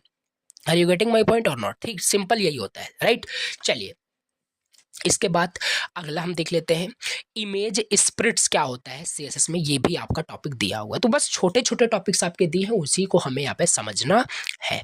CSS image sprites are a technique where multiple images are combined into a single image file and only a portion of that image is displayed at a time on the website. This is typically done to save एक second, save on page load times and reduce the number of the server request making website faster. अच्छा, जैसे example लें, जैसे image spread का मतलब क्या है, जैसे आपका जो वेब पेज है, आपने कुछ ऐसा आपका वेबसाइट जो है ना वो, हाँ मान लेते हैं कुछ स्टाइलिंग से रिलेटेड है। स्टाइलिंग का मतलब है वहाँ पे बहुत सारे फोटोज़ हैं, बहुत सारे वीडियोज़ हैं, ठीक है। अभी फोटोज़ हम समझते हैं, आपने कुछ ऐसा वेबसाइट बनाया है कि उस वेबसाइट पे कोई क्लिक करता है तो उसको डिफरेंट डिफरेंट फोटोज़ दिखते हैं, राइट। डिफरेंट डिफरेंट फोटोज का मतलब है आपकी वेबसाइट से कोई भी आकर के फोटोज डाउनलोड कर सकता है। तो जैसे आपके वेबसाइट पे कोई विजिट करेगा ना, तो सारे फोटोज वहाँ पे लोड होते हैं, इंडिविजुअल एक फोटो यहाँ, एक फोटो है, ऐसे इंडिविजुअल सारे फोटोज वहाँ पे लोड होते हैं। और किसी को डाउनलोड करना है तो फोटो पे क्लिक करके वो करेगा। मान लेते हैं आपका जो वेबसाइट है उसमें बहुत सारे फोटोज आपने अपलोड किए हैं, तो वो लोड होगा। अच्छा, ये फोटोज जैसे नोटिस भी आपने किया होगा कभी, तो फोटोज जब लोड होगा ना तो इससे क्या होता है, परफॉर्मेंस आपकी वेबसाइट का डाउन हो जाता है। 1000 फोटो आपने क्या किया, अपने वेब पेज में वहाँ पे इंसर्ट कर दिया with the help of the image tag, ठीक। तो जब लोड किया जाएगा आपके वेबसाइट को तो वो इंडिविजुअल, अब एमबी में आपका अगर वहाँ पे फोटो होगा ना तो लोड होने में टाइम भी लगेगा, राइट।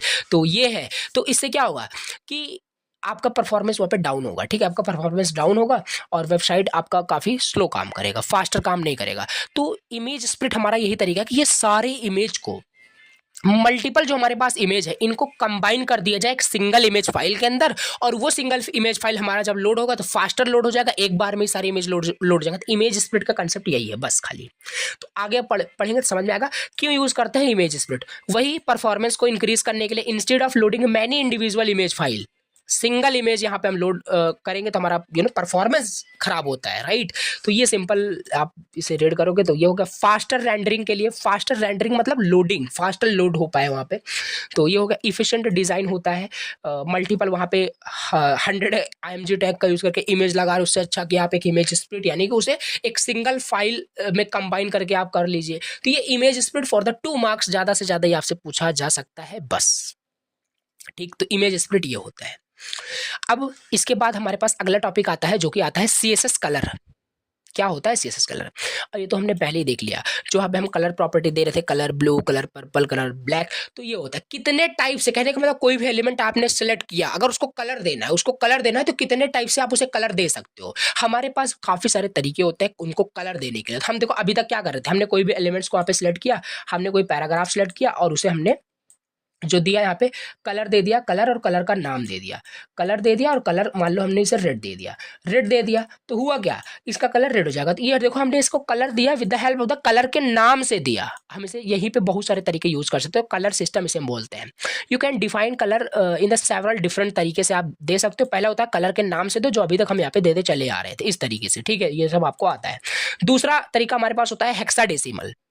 ये क्या होता है आपको ऑलरेडी आता है, हेक्साडेसिमल का यूज करके हम यहाँ पे देते हैं, मतलब RGB के फॉर्मेट में, RGB के फॉर्मेट में यहाँ पे हम क्या देते हैं, सॉरी RGB यहाँ पे है, हेक्साडेसिमल की मैं बात कर रहा हूँ। हेक्साडेसिमल वैल्यूज में देते हैं। Hex colour code is a 6 character. हर एक कलर का एक 6 कैरेक्टर हेक्स कोड होता है, ठीक। अब ये याद नहीं करना आपको कि याद करना है, तो यही है कि हर एक कलर का एक 6 कैरेक्टर का एक हेक्स कोड होता है स्ट्रिंग टाइप में, जो स्टार्ट होता है किससे, हैज से स्टार्ट होता है, followed by 3 pairs of hexadecimal digit. ये कुछ इसका पेयर दिया है, किससे किससे मिलकर आपका हेक्साडेसिमल बनता है। सो 3 पेयर होता है आपका हेक्साडेसिमल डिजिट का, 0 to 9, फिर ए से एफ तक का, ठीक है। रिप्रेजेंटिंग करता है रेड, ग्रीन, ब्लू, इन्हीं कंपोनेंट को रिप्रेजेंट करता है। जैसे एग्जांपल की फॉर्मेट देखें तो ये देखो RR, GG एंड BB, तो इसी से आपका क्या हेक्साडेसिमल फॉर्म होता है। जैसे कि यहाँ पे देखो, यहाँ पे कलर F मतलब 2F एंड 5733, ये क्या है, एक शेड आपका, एक रेडिश कलर का ही होता है, जिसकी शेड टाइप आपका यहाँ पे कलर होगा। तो याद ये आपको नहीं करना है, बस आपको बस इतना याद रखना है कि हेक्साडेसिमल भी आपका सिस्टम होता है, ये भी हम यूज करते हैं कलर डिफाइन करने के लिए। बैकग्राउंड कलर हमें चाहिए इस तरीके से, देखो 4CA F50, और नॉर्मल हम कलर इस तरीके से हम अपने जो भी प्रोजेक्ट होता है हम इसमें डायरेक्ट ये यूज नहीं करते, ठीक है। हम हेक्साडेसिमल RGB इसी तरीके से हम यूज करते हैं, ठीक है। तो ये होता है आपका हेक्साडेसिमल हेक्स वैल्यूज में कैसे हम कलर डिफाइन कर सकते हैं। तीसरा हमारे पास होता है यहाँ पे RGB के फॉर्मेट में, red green blue. RGB format में हम कलर्स को ऑल्सो डिफाइन कर सकते हैं, ठीक। इसकी जो वैल्यू होती है, और ये सब सो आपको बिल्कुल आता होगा, आज इन सब की जो वैल्यू होती है ऑल्सो 0 to 55 के बीच में होती है, जहाँ R का मतलब होता है रेड, G का मतलब ग्रीन, फिर ब्लू। तो इसमें इस तरीके डिफाइन करते हैं कलर, फिर RGB, फिर इसके अंदर इनकी इंटेंसिटी दिखाते हैं कि भैया इनकी इंटेंसिटी क्या होगी। देखो रेड की इंटेंसिटी 255, जहाँ 255 का मतलब पूरा का पूरा रेड मिला दो। अब देखो RGB, इन्हीं कलर को मिला के बहुत सारे कलर फॉर्म हो सकते हैं। तो रेड आपका 255 दे दिया गया, ग्रीन आपका 87, मतलब 0 to 255 के बीच में कुछ भी दो, बहुत सारे कलर बनते जाएंगे।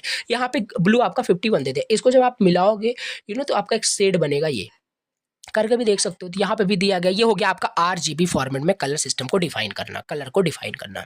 इसी में हमारे पास आता है RGB में हमारा RGBA भी आ जाता है, red, green, blue and alpha. अब ये क्या है, देखो RGB के हेल्प से हम कलर डिफाइन करते थे। मान लो उस कलर की मुझे ओपेसिटी को कंट्रोल करना है, वो कलर कितना दिखेगा, मतलब कितना दिखना चाहिए, कितना मतलब डार्क, कितना लाइटर, कितना दिखना चाहिए, वो हम कर पाते हैं RGBA के फॉर्मेट में, रेड, ग्रीन, ब्लू, अल्फा। तो ये है, उसी फॉर्मेट में हम देते हैं, उसी फॉर्मेट में देते हैं, बट यहाँ पे RGBA हो जाएगा, यहाँ से रेड की इंटेंसिटी, यहाँ पे ग्रीन की इंटेंसिटी रहता वही है आपका 0 to 255 यहाँ तक। और ये जो अल्फा है ना, इसकी वैल्यू 0 to 1 के बीच में होती है। जहाँ 0 अगर दे दोगे तो कलर चाहे जो दे दो, चाहे जितनी इंटेंसिटी मिला दो, अगर अल्फा 0 कर दिया तो दिखेगा ही नहीं। उसका मतलब तो यही है कि अल्फा का मतलब 0 मतलब कुछ नहीं दिखेगा। अगर आपने 1 कर दिया तो पूरा दिखेगा, और 0.5 0.6 अपने अनुसार जितना भी आपको कलर दिखाना है वो आप दिखा सकते हो। फिर तुम्हारे पास होता है HSL, ह्यू, सैचुरेशन, लाइटनेस। अगर आप फोटो एडिटिंग वगैरह करते हो तो ये सब आपको आता होगा, ह्यू क्या है, सैचुरेशन क्या, ऑलरेडी पता होगा आपको। तो HSL में भी हम डिफाइन कर सकते हैं इस तरीके से, 0 to 360 degree on the colour wheel में, इस तरीके से परसेंटेज में दे सकते हैं लाइटनेस के लिए, ठीक। तो ये देखो एग्जांपल दिया हुआ है, कलर HSL 900% 60%, ठीक है। तो शेड ऑफ रेड बनेगा। तो ये होता है ज़्यादातर, अगर मैं आपको बताऊं जो बहुत ज़्यादा यूज़ होता है, द वेब प्रोजेक्ट की मैं बात कर रहा हूँ, आपका RGB यूज़ होता है और हेक्साडेसिमल यूज़ होता है, और बहुत जगह आपका HSL भी यूज हो जाता है, तो इसी तरीके से जैसे RGB हमने देखा, उसी के जैसे आपका HSL भी होता है, ह्यू, सैचुरेशन, लाइटनेस, उसका भी कुछ रेंज दिया है, वो आप देखना। HSLA भी हमारा होता है, राइट, ह्यू, सैचुरेशन, लाइटनेस, अल्फा मतलब वही जो हमने पहले पता है, कितना दिखेगा, क्या ओपेसिटी क्या होगा कलर का, राइट। ये हो गया। अब भैया इसके बाद हमारा अगला यहाँ पे and last topic of the unit second आता है, that is creating page layout and site design. अब देखो यहाँ पे ये आपका लास्ट टॉपिक दिया है, creating page layout and site design. कहने का मतलब क्या है कि जब हम क्रिएट करते हैं बेसिक पेज लेआउट को, क्रिएट करते हैं तो सेवरल की प्रॉपर्टीज यूज होती है डिफाइन करने के लिए स्ट्रक्चर को और उसको ऑर्गेनाइज करने के लिए कंटेंट को। So these properties help in the controlling the placement, the size, the spacing and the alignment. Here are the main CSS property you will commonly use. यही बताना है एग्जाम में। अगर आपको देखो ऐसे भी क्वेश्चन आपको एग्जाम में मिल सकता है, कुछ आपको क्वेश्चन दे दे, अब ये कैसे एक्सपेक्ट कर सकते हैं कि क्या क्वेश्चन एग्जामिनर दे सकता है। कुछ भी आपको दे सकता है कि आपको एक पेज बनाना है, उसका कलर ये करना है, बटन का कलर ये होना चाहिए, प्रॉपर्टीज याद होगी तभी ना कर पाओगे। तो ये सिंपल है, जैसे यहाँ पे दिया है कि एक पेज लेआउट आपको क्रिएट करना आ जाना चाहिए, अगर CSS पढ़ लिए हो, ठीक है। तो कोई भी लेआउट क्रिएट कर पा रहे हो, कोई भी पेज डिजाइन कर पा रहे हो, तो कोई भी page and layout site design करना है तो आप ये सारी जो कॉमनली प्रॉपर्टीज हैं ये बहुत ज्यादा यूज होते हैं CSS के अंदर। और ये सारे अभी आप देखोगे सब कुछ हम यहाँ पे कवर किए हैं, जो भी अभी हम पढ़ चुके हैं, ठीक है, सारा कवर। सो दीज प्रॉपर्टीज, ये सारे प्रॉपर्टीज क्या है, फंडामेंटल प्रॉपर्टीज है क्रिएट करने के लिए, लेआउट्स को, स्ट्रक्चर्ड को ऑर्गेनाइज करने के लिए, ठीक है। तो ये फंडामेंटल है, यूज होते ही होते हैं, बहुत सारे होते हैं, हजारों प्रॉपर्टीज होती है, तो सभी यूज होती हैं, बट ये कॉमनली आपके मोस्ट कॉमनली यूज आपके दिए गए हैं। एंड फाइनली इसी के साथ आपका क्या हुआ, क्या हुआ कि आपका यूनिट सेकंड पूरा हो गया फिनिश, राइट। तो एक बार सिलेबस को चलो व्यू करते हैं और पूरा 100% पूरा यहाँ पे अब आप टॉपिक को देखो, एक भी टॉपिक मुझे बताओ कि आपको यहाँ पे लेक्चर में नहीं कवर किया, सारे टॉपिक्स मैंने कवर किए हैं। उसी तरह आपका basic CSS and advance CSS सारे टॉपिक हमने कवर कर लिए। अब नेक्स्ट लेक्चर के अंदर हम unit 3 Java script and networking को विद इजी लैंग्वेज में उसको भी समझेंगे। 1 घंटे के अंदर कोशिश करूंगा कवर हो जाए, इससे कि लेक्चर आपका लेंदी ना हो। Thank you so much for watching the lecture. I will see you